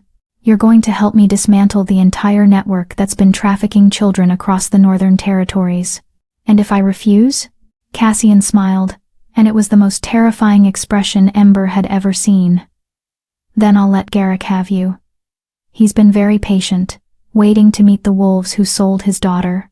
I imagine his patience is running thin." Garrick's answering smile was all teeth. Rhys paled. "I want immunity. Protection. I can give you names, locations, but only if you guarantee." "You're in no position to negotiate," Dakota interrupted. "You're going to talk because the alternative is worse. Much worse." As they prepared to leave the mines, Ember felt Cassian's hand on her shoulder. She turned, and he pulled her close, his forehead resting against hers. "You were amazing," he whispered. "When you attacked Rhys, protected those children, I've never seen anything braver. I didn't think. You just proved that strength has nothing to do with rank or power." His hand cupped her face. "You proved what I knew the moment I saw you. You're extraordinary, Ember, in every way that actually matters." The mate bond blazed between them, and Ember felt tears burning her eyes, not from pain, but from something she'd never expected to feel again. Hope. They emerged from the mines into pre-dawn light, carrying the rescued children and their traitorous prisoners. The pack would have to answer for what had been allowed to happen under their watch. Justice would be slow and painful, but for now, 3 children were safe. And Ember, the broken Omega who'd been sentenced to death, stood beside the Alpha King as his equal. If you felt Ember's pain turn to power, subscribe. Because survivors like her need witnesses who understand that healing isn't gentle, it's fierce. And it starts with refusing to stay down. Comment below. What would you do to the traitors who sold those children? Tell me your justice. The pack's reckoning was only beginning. But in the growing light, with Cassian's hand in hers and the children's lives saved, Ember allowed herself to believe in something she'd thought lost forever. A future. Chapter 7. The Reckoning. The trial of Rhys Blackwater and Kiera Nightshade lasted 3 days. Cassian had ordered the pack to assemble every morning in the central square, where a platform had been erected for the proceedings. No one was exempt, not the elders, not the council members, not even the lowest-ranking Omegas who typically hid in the margins of pack life. Everyone would witness justice, or the consequences of its absence.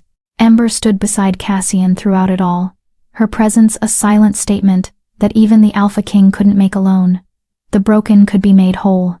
The rejected could find worth, and those who'd been deemed disposable were anything but. On the first day, Rhys talked. He talked for hours, his voice mechanical and empty, as he detailed the operation that had stolen 23 children over 2 years. The rogue contacts, the payment schedules, the safe houses where children were held before being transported across territorial borders. The corrupt officials in other packs who looked the other way for a cut of the profits. It started small, Rhys said, his eyes fixed on the ground. Just one child. An Omega from a family with no influence. Kiera came to me with the opportunity, said the rogue networks were paying good money for young wolves. Said it was victimless, that these children would have terrible lives anyway in a pack that didn't value them. Victimless, Garrick repeated, his voice shaking with barely controlled rage. My daughter had a name, Sarah. She liked to sing. She wanted to be a healer. Tell me how her kidnapping was victimless. Rhys flinched but didn't respond. Continue, Cassian ordered coldly. The money was good. Better than good. We used it to fund other things. Territory expansions. Better weapons. Kiera wanted to challenge for Alpha position, and that requires resources. Rhys finally looked up, his eyes landing on Ember. When you started noticing things on the eastern border, Ember, we couldn't risk you asking questions. Couldn't risk anyone actually listening to you for once. So you decided to kill her, Dakota said flatly. Kiera decided. Rhys's voice cracked. I just went along with it. Like I went along with everything else. Coward. Elder Moira spat, her ancient face twisted with disgust. You hide behind that woman's ambition, but you made your choices. You chose gold over children, power over honor. And what would you have chosen? Rhys shot back, some of his old fire returning. You sit in your comfortable lodges, making judgments, but you never questioned where the pack's newfound wealth came from. Never asked why certain families' children kept disappearing. You looked away because it was convenient. The accusation hung in the air like poison. Elder Moira's face paled, but she didn't deny it. Cassian's expression remained carved from stone. Everyone who looked away is complicit. Everyone who chose convenience over truth shares in this guilt. His gaze swept across the assembled pack. But you two, you and Kiera, you are the architects, and you will face the full weight of justice. On the second day, they questioned Kiera. Unlike Rhys, she didn't break, didn't show remorse. She stood on the platform with her head high, her russet hair gleaming in the sunlight, defiant even in chains. I did what I had to do to rise, she said simply. This pack values strength above all else. I showed strength. I took what I wanted and eliminated obstacles. That's what alphas do. Alphas protect, Cassian corrected. They don't prey on their own pack, don't they? Kiera's smile was sharp. You're the Alpha King. How many wolves have you sacrificed for the greater good? How many have you let suffer because addressing their pain was politically inconvenient? Don't pretend you're different from me, Your Majesty. You just have better PR. Ember saw Cassian's jaw tighten, saw the flicker of something in his eyes, not guilt, but recognition. The burden of leadership, the impossible choices. The difference, Cassian said quietly, is that I lose sleep over those choices. I carry the weight of every wolf I couldn't save. You, on the other hand, see children as currency, and feel nothing. Feeling doesn't change reality, Kiera countered. This pack is dying. Our territory shrinks every year. Our resources dwindle. I found a way to secure our future. By selling children, Garrick roared, lunging toward the platform. 3 guards held him back. You sold my Sarah. She was 15 years old and you sold her like livestock. Kiera's expression didn't change. She was low-ranking. Weak. She would have been a drain on pack resources her entire life. I gave her purpose. The crowd erupted in fury.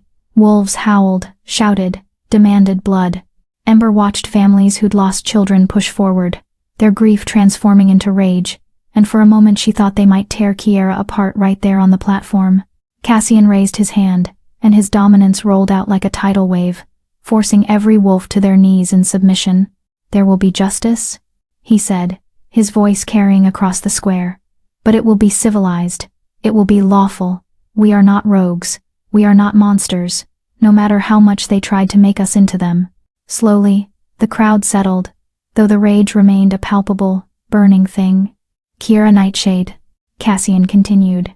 You are found guilty of conspiracy, kidnapping, trafficking of minors, attempted murder, and treason against your pack. The sentence is death. Kiera's defiance finally cracked. Wait, you can't. I have information. Contacts in other packs. Names of other operations. We have Reese for that, Dakota said coldly. We don't need you. Please. For the first time, genuine fear crossed Kiera's face. I can help. I can give you everything. Just don't. You showed no mercy to the children you sold, Cassian said. You will receive none in return. Execution will be carried out at sunset tomorrow.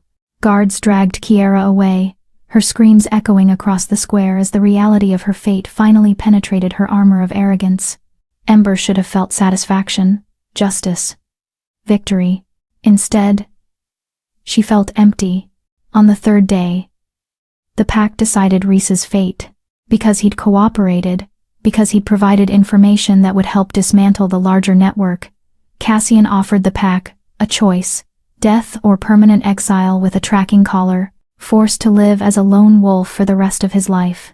Death would be kinder, Thorne observed. Wolves aren't meant to live alone. That's the point, Cassian replied. The vote was swift and nearly unanimous. Exile. Let him live with his guilt, alone, forever reminded of what he'd lost and could never regain. Reese received the news with something that looked like relief. Perhaps death had been what he'd wanted all along. Exile meant he'd have to survive, have to face himself every day. A much crueler punishment.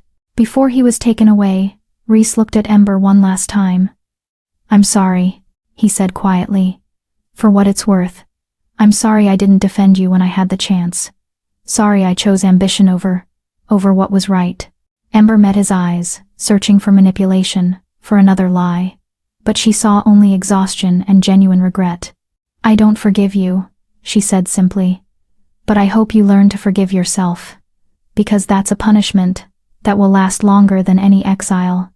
Reese nodded slowly, then allowed the guards to lead him away. As sunset approached, the pack gathered for Kiera's execution. It would be done in the old way by combat. Alpha Garrett, as the wronged pack leader, had the right to carry out the sentence personally, but when he stepped forward to accept the duty, another voice rang out. I challenge for executioner's right. Garrick stood in the center of the square, his face lined with grief and determination. She sold my daughter. I claim the right of vengeance. The crowd murmured, uncertain. It was unusual for a beta to claim such a right, especially against an alpha-born wolf like Kiera, but Cassian nodded. Granted, the father's claim supersedes tradition. Kiera was brought out in chains, her fear now naked and raw. She'd been broken over the 3 days of trial, her confidence stripped away piece by piece. Please, she whispered, as the chains were removed. Please, I don't want to die. Neither did the children you sold, Garrick said quietly. But they died anyway, alone, terrified, calling for parents who couldn't save them. He shifted then, his beta wolf massive and gray, scarred from years of hard labor and harder life. Kiera shifted too, her alpha form beautiful and powerful, but her spirit was already defeated. The fight lasted less than a minute. Garrick's grief gave him strength that transcended rank or power. He fought not for dominance or territory, but for his daughter's memory. For every stolen child, for justice that had been too long delayed. When it was over, when Kiera's body lay still on the blood-stained earth, Garrick shifted back to human form and wept. Ember turned away, unable to watch anymore. She'd wanted justice, had demanded it, but seeing it carried out, watching life drain from someone she'd once called friend, however falsely, left her feeling hollowed out. Cassian's arms came around her, steady and warm. Come. You don't need to see this. He led her away from the square, away from the crowd, and the grief and the weight of justice fulfilled. They walked to the edge of the territory, to a small clearing where moonlight filtered through the trees like silver rain. Are you all right? He asked softly. I don't know, Ember admitted. I thought seeing them punished would make me feel something. Vindication, maybe. Closure. But I just feel tired. Justice doesn't heal wounds, Cassian said, his hand finding hers. It just stops the bleeding long enough for healing to begin. But the healing itself? That takes time. And work. And people who refuse to let you hide in your pain. Ember looked up at him. At this powerful alpha who disrupted his entire schedule, challenged pack tradition, and risked political complications all to save one broken Omega. Why did you really save me? She whispered. That night in the execution circle. You felt the mate bond, yes, but you could have walked away. Could have let them kill me and avoided all of this mess. Why didn't you? Cassian was silent for a long moment, his thumb tracing circles on the back of her hand. Finally, he spoke. When I was young, my father told me that a true alpha's strength is measured not by how fiercely they protect the strong, but by how gently they lift up the weak. I didn't understand what he meant, until I saw you kneeling in that circle. His golden eyes met hers, burning with intensity. You were surrounded by wolves who should have protected you, should have valued you, should have seen your worth, and instead, they chose to destroy you for their own comfort. He stepped closer, close enough that she could feel his heartbeat. I saved you because letting you die would have made me complicit in their cruelty. I saved you because every instinct I possessed screamed that you mattered, even if no one else could see it. And I saved you because... He paused, vulnerability flickering across his face. Because the moment I looked into your eyes, I knew my life would never be complete without you in it. The mate bond flared between them, stronger than ever, and Ember felt tears slip down her cheeks. I don't know how to be someone's mate, she said, her voice breaking. I don't know how to be worth all of this. Then we'll figure it out together, Cassian replied, echoing his words from days ago. One day at a time. One moment at a time. Until you believe what I already know. What's that? That you were never broken, Ember. You were just surrounded by people too blind to see how brightly you shine. He kissed her then, soft and careful. A promise of protection and partnership, and a future neither of them had dared to imagine. And in that clearing, under the moon's gentle gaze, Ember finally allowed herself to believe that maybe, just maybe, she could be whole. The next morning, Cassian made his announcement. I'm taking Ember as my mate, he told the assembled pack, his voice brooking no argument. She will be Luna of all northern territories. Anyone who challenges this decision challenges me directly. The silence was absolute. Then, slowly, one wolf knelt, then another, and another. Not in submission, but in acceptance. The broken Omega had become their queen, and a new chapter for her, for Cassian, for all of them, was finally beginning. Chapter 8. The Luna's Burden. The mating ceremony was scheduled for the next full moon 10 days away. 10 days that Ember spent in a strange limbo between her old life and a future she still couldn't quite believe in. She'd moved from the medical tent to Cassian's personal quarters, a spacious pavilion that made her feel simultaneously safe and exposed. The King's Guard treated her with careful respect now, though she caught them watching her sometimes with expressions she couldn't quite read. Doubt, maybe, or curiosity, or the weight of wondering whether the broken Omega could truly become their Luna. She wondered the same thing. You're thinking loudly again, Cassian said from where he sat, reviewing reports at his desk. They'd fallen into an easy routine over the past week. Him working while she read or practiced the formal speech patterns Lyra insisted a Luna needed to know. Existing in comfortable proximity, the mate bond humming contentedly between them. I'm always thinking loudly, Ember replied, setting down the etiquette manual she'd been pretending to read. It's one of my few talents. Cassian looked up, his golden eyes warm with amusement. Your talents include surviving years of systematic abuse, identifying a trafficking operation everyone else missed, attacking a beta 3 times your size to protect children, and making me laugh when I've spent the day reading reports about corrupt pack officials. I'd say you have more than a few. Ember felt heat rise to her cheeks. Even after days of his steady affection, his casual praise, she still didn't know how to accept compliments without feeling like they were tricks or tests. The pack is talking, she said, changing the subject. About us. About whether I'm suitable. Let them talk. Cassian. He set down his papers and crossed to where she sat, kneeling so they were eye level. Ember, listen to me. There will always be wolves who question you, who think you're not strong enough, or dominant enough, or whatever enough. But you know what? Those same wolves questioned me when I became Alpha King at 25.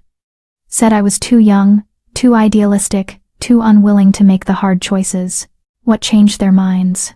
Nothing. They still question me. Still whisper that I'm soft.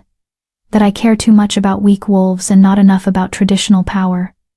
His hand cupped her face. But I don't lead for their approval. I lead because someone has to stand between power and the vulnerable. Just like you stood between Rhys and those children. That was different. That was instinct. Exactly. Your instinct is to protect, to shield, to fight for those who can't fight for themselves. That's what makes you perfect for this role. His thumb brushed across her cheekbone. Aluna isn't just a mate. She's the heart of the pack while the alpha is the spine. She sees the wolves others overlook. She fights battles that don't involve claws and teeth. She makes sure strength doesn't become cruelty. You make it sound noble, Ember whispered. But I'm terrified. What if I fail? What if I can't be what they need? Then you'll try again the next day, and the day after that, until one day, you'll look back and realize you've become exactly who you were meant to be. Cassian pressed his forehead to hers. I believe in you, Ember, even when you don't believe in yourself. A knock interrupted them. Thorn entered, his expression carefully neutral. Your Majesty, there's been a development with the interrogation of the captured rogues. Cassian straightened immediately, his entire demeanor shifting from gentle mate to commanding alpha. What kind of development? What? One of them is asking to speak with Ember specifically. Says he has information about her family that she needs to hear. Ember's blood ran cold. My family? But my mother is dead, she'd assumed. Alara had left the pack 5 years ago, unable to bear the shame of having a broken daughter. Ember had never heard from her again. He claims your mother isn't dead. Thorn continued, his voice carefully even. He says she's alive.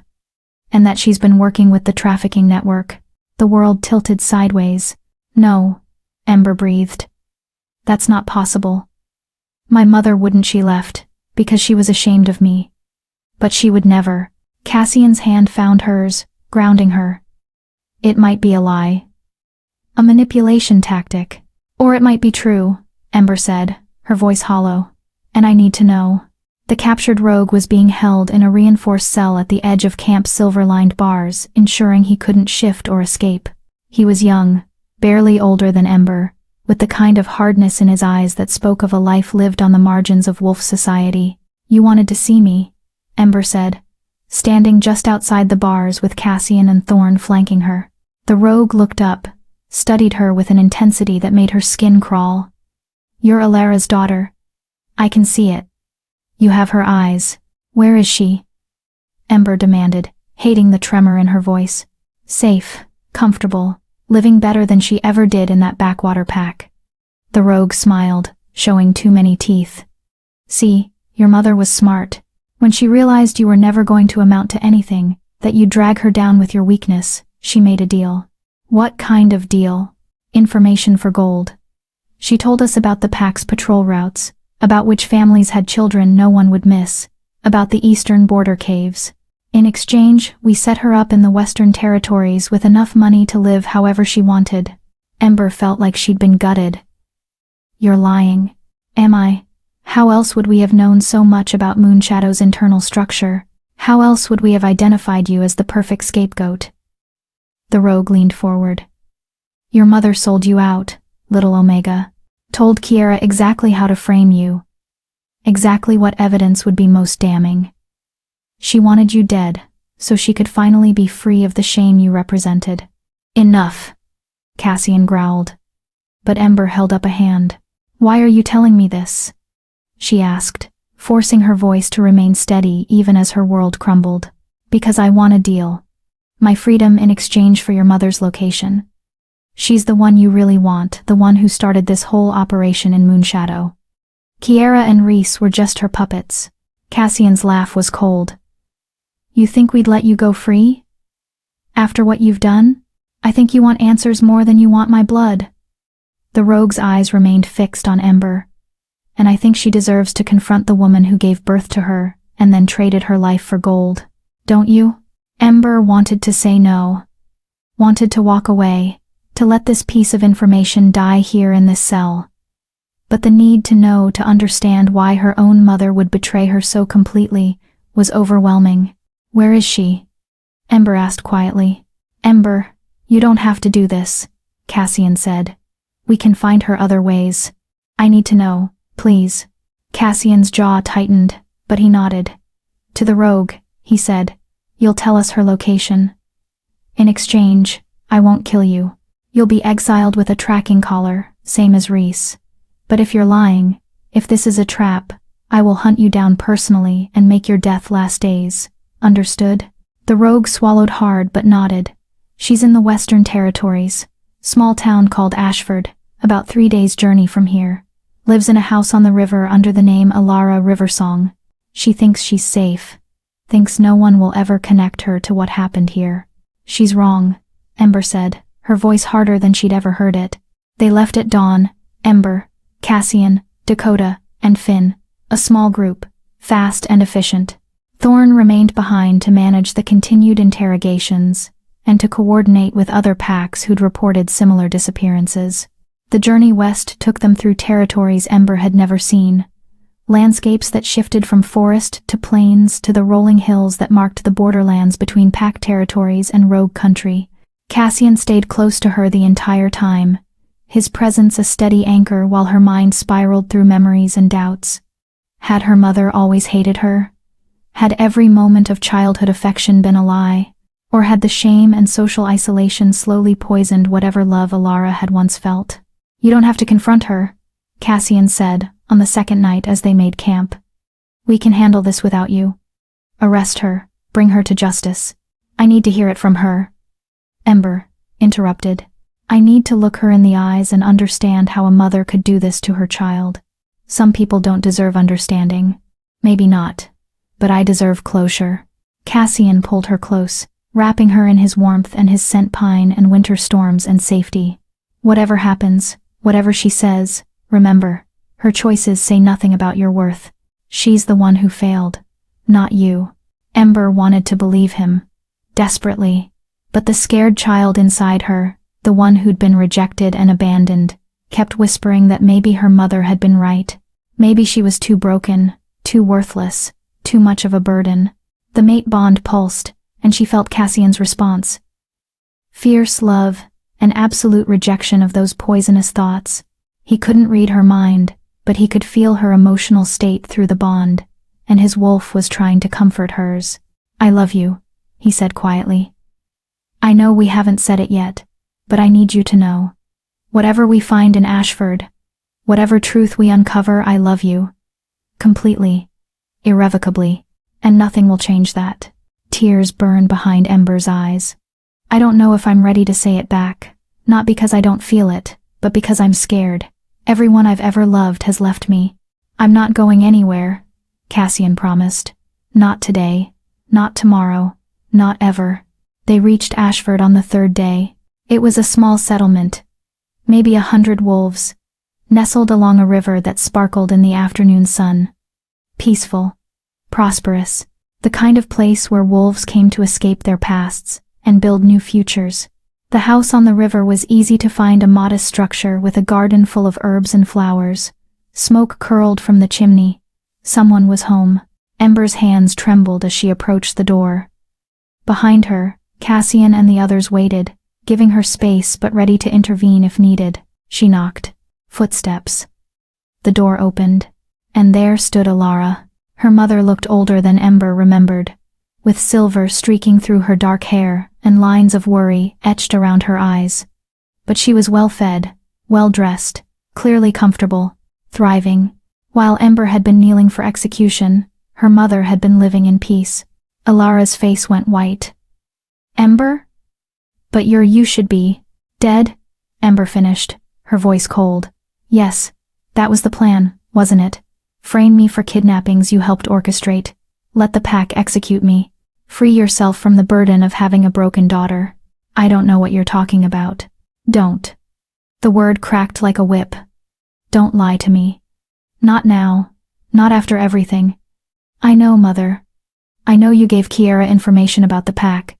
I know you helped set up the trafficking operation. I know you told them exactly how to frame me. Alara's face crumbled, and for a moment, Ember saw genuine grief there. But it was quickly replaced by something harder. Defensive. You don't understand, Alara said. You have no idea what it was like, raising a child who would never amount to anything. The shame. The humiliation every time someone looked at you with pity. I gave up everything for you. And you repaid me by being nothing. The words should have hurt. A week ago, they would have destroyed her, but Ember had stood beside the Alpha King, had saved children, had faced down her demons and survived. I was a child, Ember said quietly. I was your daughter, and you sold me to save your pride. I did what I had to do to survive. No, you did what was easiest, and now you're going to face the consequences. Cassian stepped forward then, his dominance rolling out like thunder. Alara Riversong, formerly of Moonshadow Pack, you are under arrest for conspiracy, trafficking of minors, attempted murder, and treason. You will be brought before the Territorial Council to answer for your crimes. Alara tried to run. She made it 3 steps before Dakota had her pinned to the ground, silver chains materializing with practiced efficiency. As her mother was dragged away, screaming denials and accusations, Ember stood frozen. She'd wanted closure, wanted answers. But all she felt was empty. Cassian's arms came around her, and she finally broke. Great, heaving sobs that shook her entire body. Years of pain and rejection and abandonment pouring out in a flood she couldn't control. I've got you, Cassian murmured, holding her through the storm. Let it out. I've got you. And there, in a strange town beside a peaceful river, Ember finally grieved the mother she'd never really had. The mother who'd chosen gold over her daughter's life. Chapter 9. The Luna Rises. The journey back to Moonshadow territory was somber. Alara traveled in chains, silent and sullen, refusing to speak or even look at her daughter. Ember was grateful for the silence. She had nothing left to say to the woman who'd given her life only to orchestrate her death. Instead, she focused on the future. On the full moon that was now only 3 days away.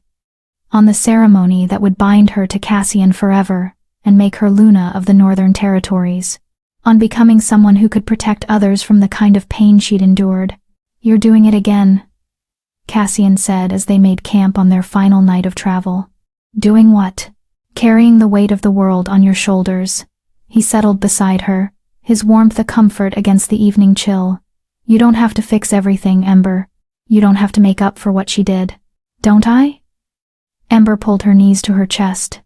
She started this operation because of me, because I was such a disappointment that she'd rather traffic children than bear the shame of having a broken daughter. If I'd been stronger, been better. Stop. Cassian's voice was firm but gentle. Your mother's choices are hers alone. She could have loved you, could have protected you, could have been proud of the daughter who survived despite everything. Instead, she chose cruelty and greed. That's on her, not you. Then why does it feel like my fault? Because you have a good heart. Because you still believe that if you'd just been different, been more, you could have earned her love. Cassian turned her to face him, his golden eyes intense. But love isn't something you earn, Ember. It's something freely given. And anyone who makes you fight for basic affection doesn't deserve you. Ember wanted to argue, to explain the complex tangle of guilt and grief and rage that twisted in her chest. But Cassian kissed her before she could speak, soft and sweet, and full of the steady devotion he'd shown since the moment they met. 3 more days, he murmured against her lips. 3 more days until you're officially mine and I'm officially yours. Until the whole world knows that the broken Omega became a queen. I'm terrified, Ember admitted. What if I'm not ready? What if I fail? Then we'll fail together, and pick ourselves up and try again. Cassian's smile was crooked, vulnerable in a way he rarely showed. I'm terrified too, you know. Terrified that you'll wake up one day and realize you could have done so much better than a king who's barely holding his territories together. Terrified that I'm not enough to heal the wounds they left on your soul. You are enough, Ember said fiercely, surprised by her own conviction. You're more than enough. You're everything. The mate bond flared between them, warm and golden, and Ember felt something shift in her chest. Not healing, not yet, but the beginning of it. The first tentative belief that maybe, possibly, she could actually be happy, that maybe she deserved to be. They reached Moonshadow Pack at midday, and the entire territory was transformed. Garlands of silver flowers, moonblooms, sacred to the goddess, hung from every tree and building. White silk banners bearing the king's crest fluttered in the breeze, and in the central square, a raised platform had been constructed for the mating ceremony, decorated with crystals that would catch and reflect the full moon's light. It was beautiful. Overwhelming. Terrifying. Lyra met them at the border, her expression a mixture of relief and excitement. Thank the goddess. I was starting to worry you wouldn't make it back in time. The entire Northern Territories have sent representatives, alphas, lunas, council members. Everyone wants to witness the ceremony. Everyone wants to judge whether I'm worthy, Ember corrected quietly. Let them judge. Lyra's smile was sharp. They'll see exactly what I see, a wolf who survived the impossible and came out stronger for it. Elara was taken directly to the holding cells, her fate to be decided after the ceremony. Ember caught her mother's eyes once as she was led away and saw only emptiness there. No remorse, no love, just the bitter resentment of someone who'd gambled everything and lost. Ember turned away. She was done mourning a mother who'd never existed. The next 2 days passed in a blur of preparations. Lyra coached Ember on ceremony protocols, where to stand, what words to say, how to accept the Luna marks that would be tattooed onto her wrists in silver ink. Dakota drilled her on the names and ranks of every important wolf who'd be attending, making sure Ember could navigate the political landscape without embarrassing herself or Cassian. And in the quiet moments between lessons and fittings, Cassian stole her away to walk through the forest or sit by the river, reminding her that beneath all the ceremony and politics, this was about them, about two wolves choosing each other against all odds. I have something for you, he said the night before the ceremony, producing a small wooden box from his pocket. Inside was a necklace, a delicate silver chain with a pendant shaped like a crescent moon. But it wasn't the beauty of the piece that made Ember's breath catch. It was what was embedded in the moon's curve, a small crystal that glowed with a soft, pulsing light. It's a moonstone, Cassian explained. Infused with a drop of my blood. It's an old tradition when an alpha takes a mate. He gives her a piece of his essence, so that even when we're apart, you'll carry my strength with you. Ember touched the pendant with trembling fingers. Cassian, I don't have anything to give you. I don't have anything to give you. You've already given me everything. His hands cupped her face. You gave me hope, purpose, a reason to be better than I am. That's worth more than any gift. He fastened the necklace around her throat, and Ember felt the moonstone's warmth spread through her chest. It was like carrying a piece of the mate bond externally, a physical reminder that she wasn't alone anymore. Tomorrow, Cassian whispered, you become Luna, but tonight, you're just Ember. And I want you to know that I would have chosen you even without the bond. Even without fate's intervention, I would have seen you in that execution circle and known that my life would never be complete without you in it. Ember kissed him then, pouring everything she couldn't say into the contact. All her fear and hope and desperate, fragile love. Tomorrow, she would be a queen. But tonight, she was just a girl who'd finally found someone who saw her worth. The full moon rose like a silver coin, massive and luminous, painting the world in shades of pearl and shadow. The entire pack, along with representatives from a dozen other territories, gathered in the central square, forming a circle around the ceremonial platform. Ember stood in the preparation tent, her heart hammering so hard she thought it might bruise her ribs.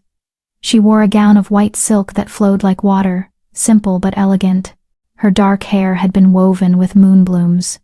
The only jewelry she wore was Cassian's necklace and the silver cuffs that would soon bear her Luna marks.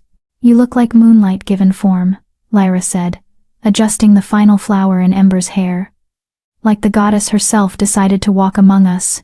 I look like I'm about to throw up, Ember corrected, though she managed a weak smile.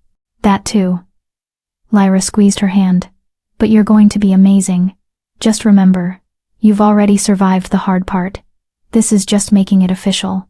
Music began to play drums and flutes, creating a haunting melody that seemed to resonate with the moonlight itself. It was time. Ember stepped out of the tent. The crowd parted, creating a path to the platform where Cassian waited. He wore ceremonial armor, silver plates over black leather, marked with the sigils of his kingship. But it was his face that captured her attention. The way he looked at her like she was the only wolf in the world, like she was everything. The mate bond sang between them, and Ember felt her fear begin to dissolve. This was right. Whatever came after, whatever challenges they'd face, this moment was exactly where she was meant to be. She walked toward him, her steps growing stronger with each pace, past the wolves who'd rejected her, past the families who'd looked through her like she was invisible, past Elder Moira, who watched with an expression that might have been approval. Ember reached the platform and climbed the steps. Cassian took her hands, his grip warm and steady, and the world narrowed to just the two of them.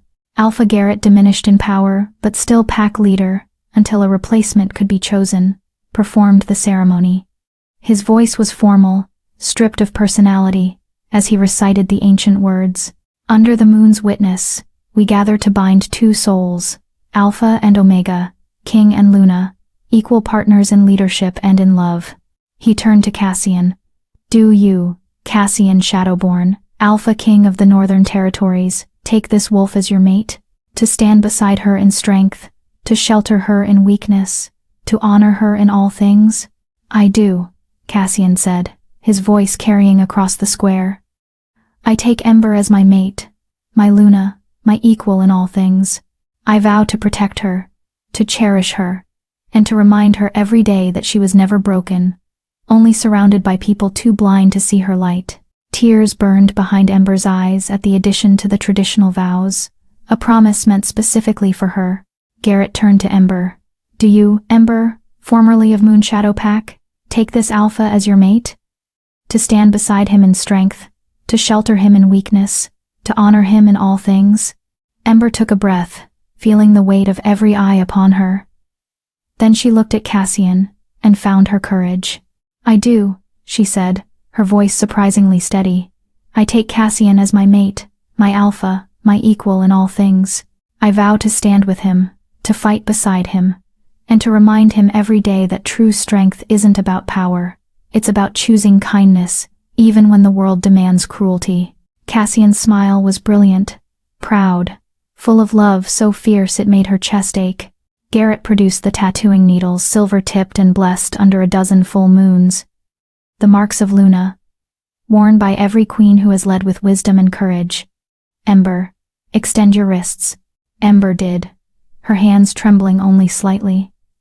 The tattooing was quick but painful, silver ink etched into her skin in intricate patterns that resembled flowering vines. On her right wrist, the crescent moon of the Luna. On her left, Cassian's personal sigil, marking her as his chosen mate. When it was done, when the marks gleamed silver against her skin, Garrett stepped back. By the moon's light and the pack's witness, I declare you mated. Luna Ember Shadowborn, Queen of the Northern Territories. May your reign be long, and your love be eternal. The crowd erupted in howls, a deafening chorus that spoke of acceptance, celebration, and the end of one chapter, and the beginning of another. Cassian pulled Ember close and kissed her, claiming her before the moon and the pack and the world. The mate bond exploded between them, no longer just a connection but a fusion, two souls becoming one while remaining distinct. When they finally broke apart, breathless and smiling, Ember looked out at the assembled wolves, and felt something she'd never experienced before. Belonging. She belonged here. With him. With this future they'd build together. My Luna, Cassian murmured, his forehead pressed to hers.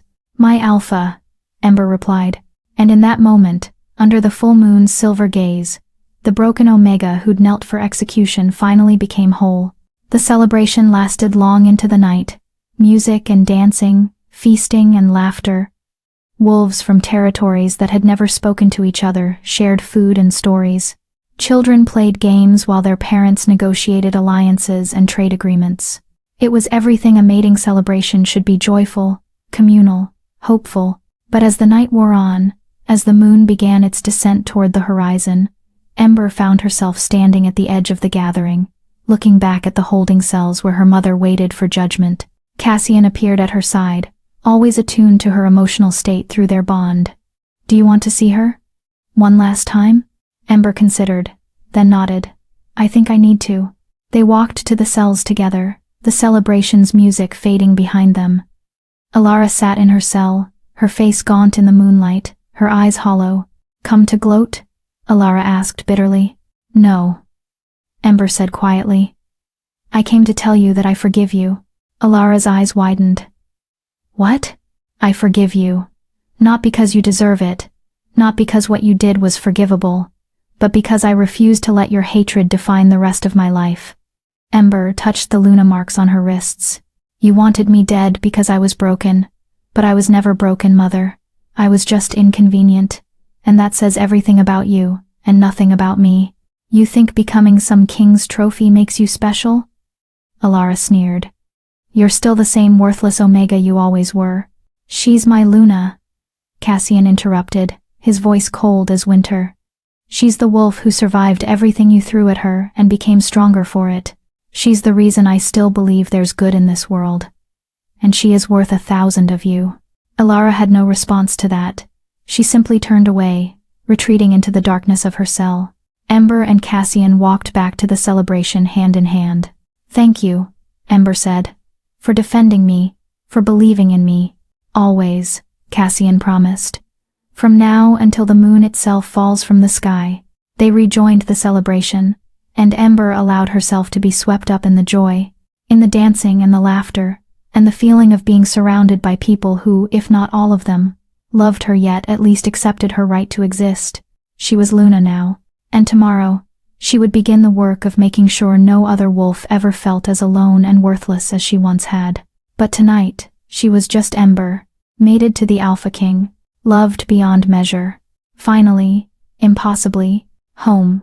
Chapter 10. The Omega, who became queen. 3 months had passed since the mating ceremony, and the Northern Territories had transformed in ways both subtle and profound. Ember stood on the balcony of the Royal Lodge, a permanent structure Cassian had ordered, built on neutral ground between territories, and watched the sun rise over the forest. The lodge had become the seat of their shared governance, a place where wolves from every pack could come to seek justice, request aid, or simply be heard. Because that was what Ember had insisted upon from her first day as Luna. Everyone deserved to be heard. Behind her, she heard Cassian stirring, felt his presence through the mate bond before his arms wrapped around her waist, pulling her back against his chest. "You're up early," he murmured, pressing a kiss to her temple. "Couldn't sleep? Too much to think about." Ember leaned into his warmth, her hand covering his where it rested on her stomach. "The council meeting today, the new policies we're proposing. Whether the Alphas will accept changes that challenge everything they've built their power on." "They'll accept them," Cassian said with confidence. "Because you'll make them see that strength built on the suffering of the weak is no strength at all. You've been doing it for months. They're starting to listen." It was true. Slowly, painfully, but true. In the 3 months since becoming Luna, Ember had worked tirelessly to implement reforms across the territories. She'd started with the most vulnerable, Omegas like herself, low-ranking wolves, children from families with no political power. She'd established safe houses in every pack places, where wolves facing abuse or rejection could find shelter and support. She'd created a reporting system for missing persons that couldn't be ignored or swept aside. She'd demanded that every pack submit to regular audits of their treatment of lower-ranking members. The resistance had been fierce. Alphas who'd built their authority on traditional hierarchies didn't appreciate a Luna, especially an Omega Luna, telling them how to run their packs. But Cassian had stood beside her through every challenge, every threat, every attempt to undermine her authority. And slowly, wolves had begun to see what he'd seen from the beginning, that true leadership required both strength and compassion. "I heard from Garrick yesterday," Ember said. changing the subject to something that made her heart lighter. They found his daughter, Sarah. She was being held in a rogue compound in the Western Territories. She's coming home. That's wonderful. Cassian's grip tightened. How many does that make now? 15. 15 children recovered out of the 23 who were taken. Ember's voice caught. The others were still searching, but some of them might be. Don't, Cassian said gently. Don't carry that weight alone. We're doing everything we can. Some wolves will save. Others will avenge. But you can't save them all, Ember. I know, but I have to try. It had become her mission, dismantling the trafficking networks that preyed on vulnerable wolves. With Reese's information and the captured rogues' testimonies, they'd identified operations in a dozen territories. Some they'd shut down completely. Others were still being investigated. It was dangerous work. Ember had survived 2 assassination attempts in the past month alone, traffickers desperate to protect their operations. But each time, Cassian and the King's Guard had been there, and each time, she'd gotten back up. Because giving up meant accepting that wolves like her childhood self, powerless, rejected, invisible, didn't matter. And Ember would die before accepting that. The council meeting, Cassian said, pulling her back to the present. Are you ready for the proposal? Ember took a deep breath. As ready as I'll ever be. The council chamber was packed. Every alpha from the Northern Territories had assembled, along with their lunas, their betas, and their advisors. Representatives from other regions had come as well. Word of the Omega Luna's reforms had spread, and everyone wanted to see if she could actually pull off what she was attempting. A complete restructuring of pack hierarchy. Ember stood at the head of the chamber, Cassian beside her, and felt the weight of every gaze upon her. Skeptical gazes, hostile gazes. A few hopeful ones from wolves who'd suffered under the old system. Thank you all for coming, she began, her voice steady despite her racing heart. I know many of you have traveled far, and I appreciate your willingness to hear what I have to say. Get on with it, Alpha Marcus of the Ironwood Pack growled. Some of us have territories to run. Ember didn't flinch. Very well. For centuries, our packs have operated on a hierarchy that values physical strength above all else. Alphas at the top, betas in the middle, omegas at the bottom. This system has brought us stability, yes, but it has also brought us suffering. The strong survive, another alpha called out. That's the way of wolves, the way of nature. Is it? Ember challenged. Because nature also shows us that the most successful packs are those where every member contributes according to their strengths. Wolves hunt in coordinated groups, not as individuals. The pack survives because everyone from the strongest alpha to the smallest pup has a role to play. She gestured to the documents that had been distributed to every attendee. What I'm proposing isn't the elimination of hierarchy, it's the expansion of how we define strength. Physical dominance is one form of strength, but so is intelligence, creativity, empathy, the ability to nurture, to heal, to build. Ares Absex. You want us to value omegas the same as alphas? Someone scoffed. That's insane. I want you to value wolves based on their contributions, not their biology. Ember corrected. I want you to recognize that a healer who saves lives is as valuable as a warrior who takes them. That a teacher who shapes young minds is as important as a patrol leader who guards borders. That an omega who sees what others miss might prevent a tragedy that all your alpha strength couldn't stop. The chamber erupted in argument.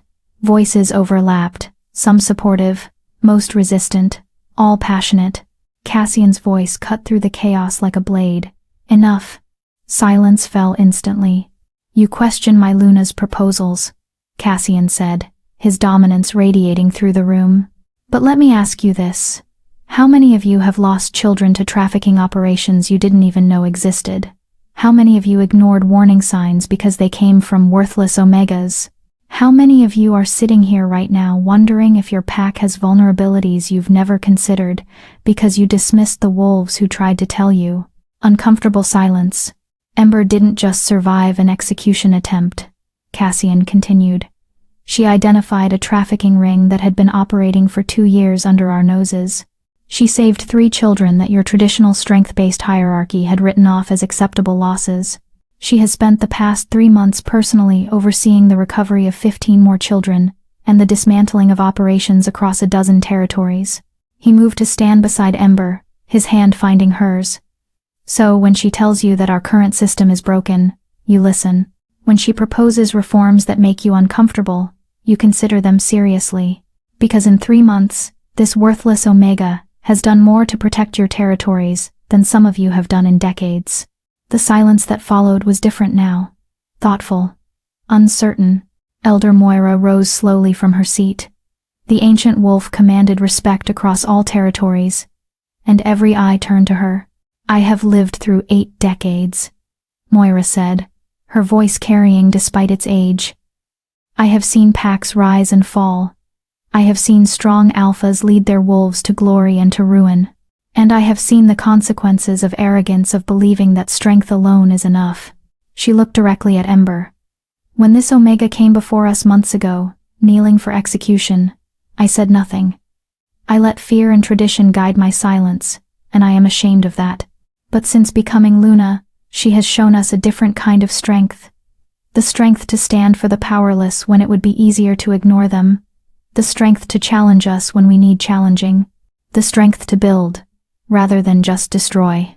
Moira's gaze swept across the assembled alphas. I support these reforms. Not because they are comfortable, but because they are necessary. Our world is changing. We can change with it, or we can cling to old ways until we become obsolete. I know which future I choose.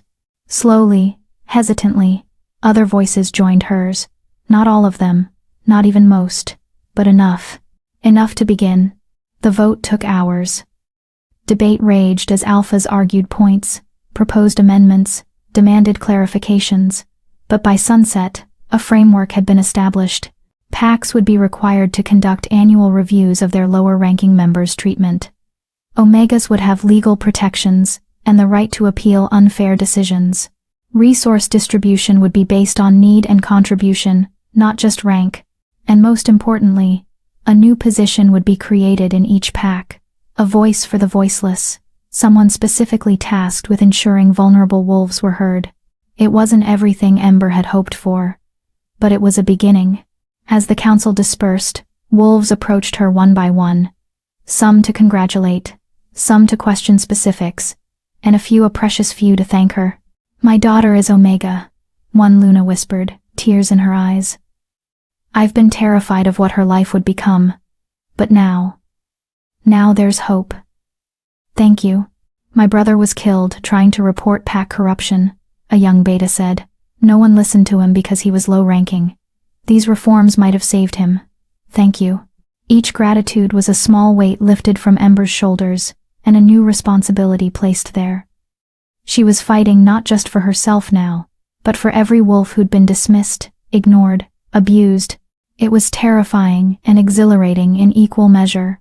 That night, Ember and Cassian stood on their balcony once more, the full moon rising behind them. You did it, Cassian said, pulling her close. You changed the world a little bit today.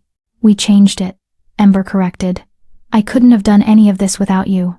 Without your authority, your support, your unwavering belief that I was worth saving. You were always worth saving. I just helped you see it. Ember turned in his arms, her hands framing his face. I love you. I know I've said it before, but I need you to hear it again.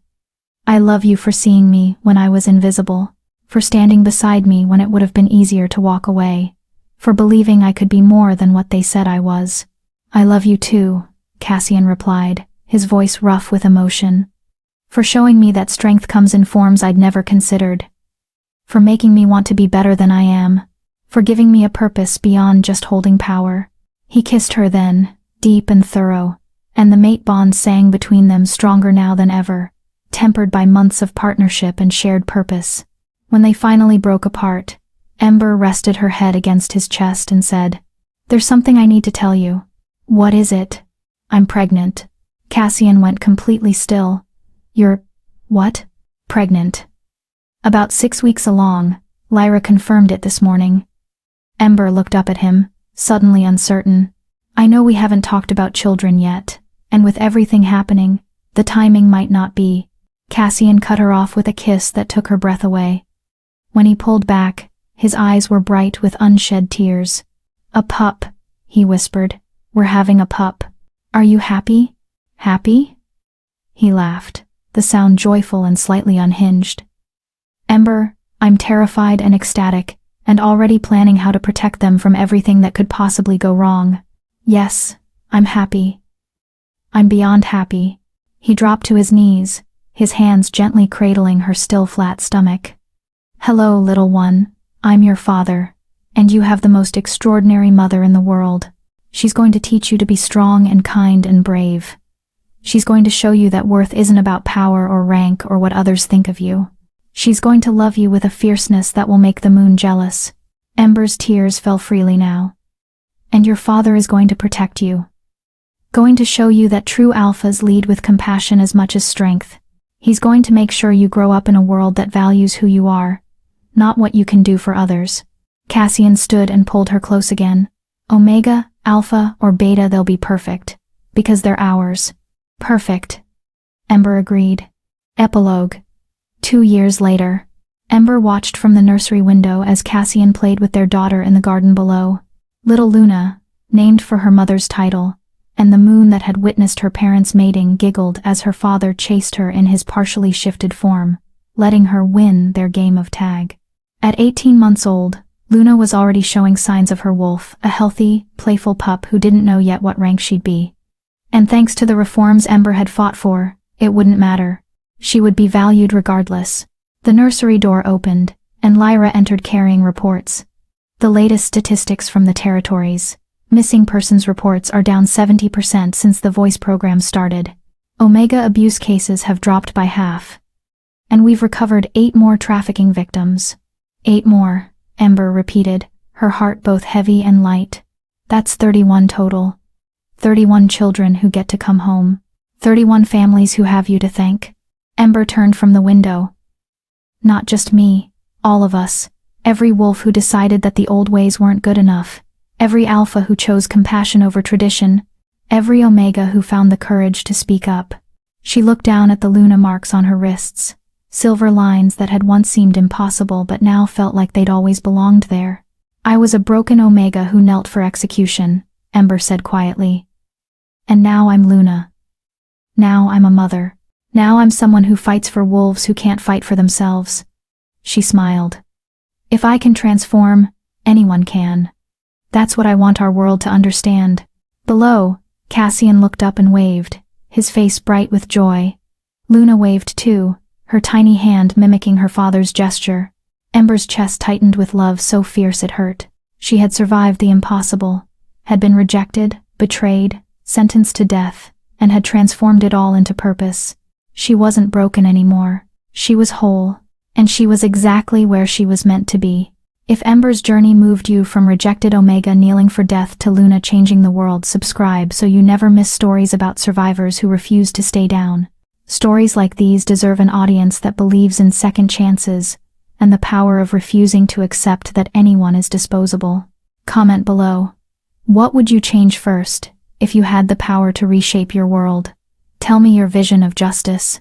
In the garden, Cassian caught his daughter and spun her around, her laughter echoing like music. In the nursery, Ember placed her hand over her stomach, where a second pup was just beginning to grow. In the territories, wolves who'd once been invisible were learning that they mattered. The world was changing. One reform at a time, one saved life at a time, one wolf at a time who learned that strength came in forms they'd never imagined. And at the center of it all was Ember Shadowborn, the broken Omega, who'd become a queen and was determined to make sure no one ever felt as alone and worthless as she once had. The moon rose over the northern territories, full and bright and eternal, and beneath its light, a new era was being born. Thank you for following Ember's journey from rejected Omega to Luna Queen. Her story reminds us that our worth isn't defined by those who can't see it, and that sometimes the wolves deemed broken are actually the strongest of all.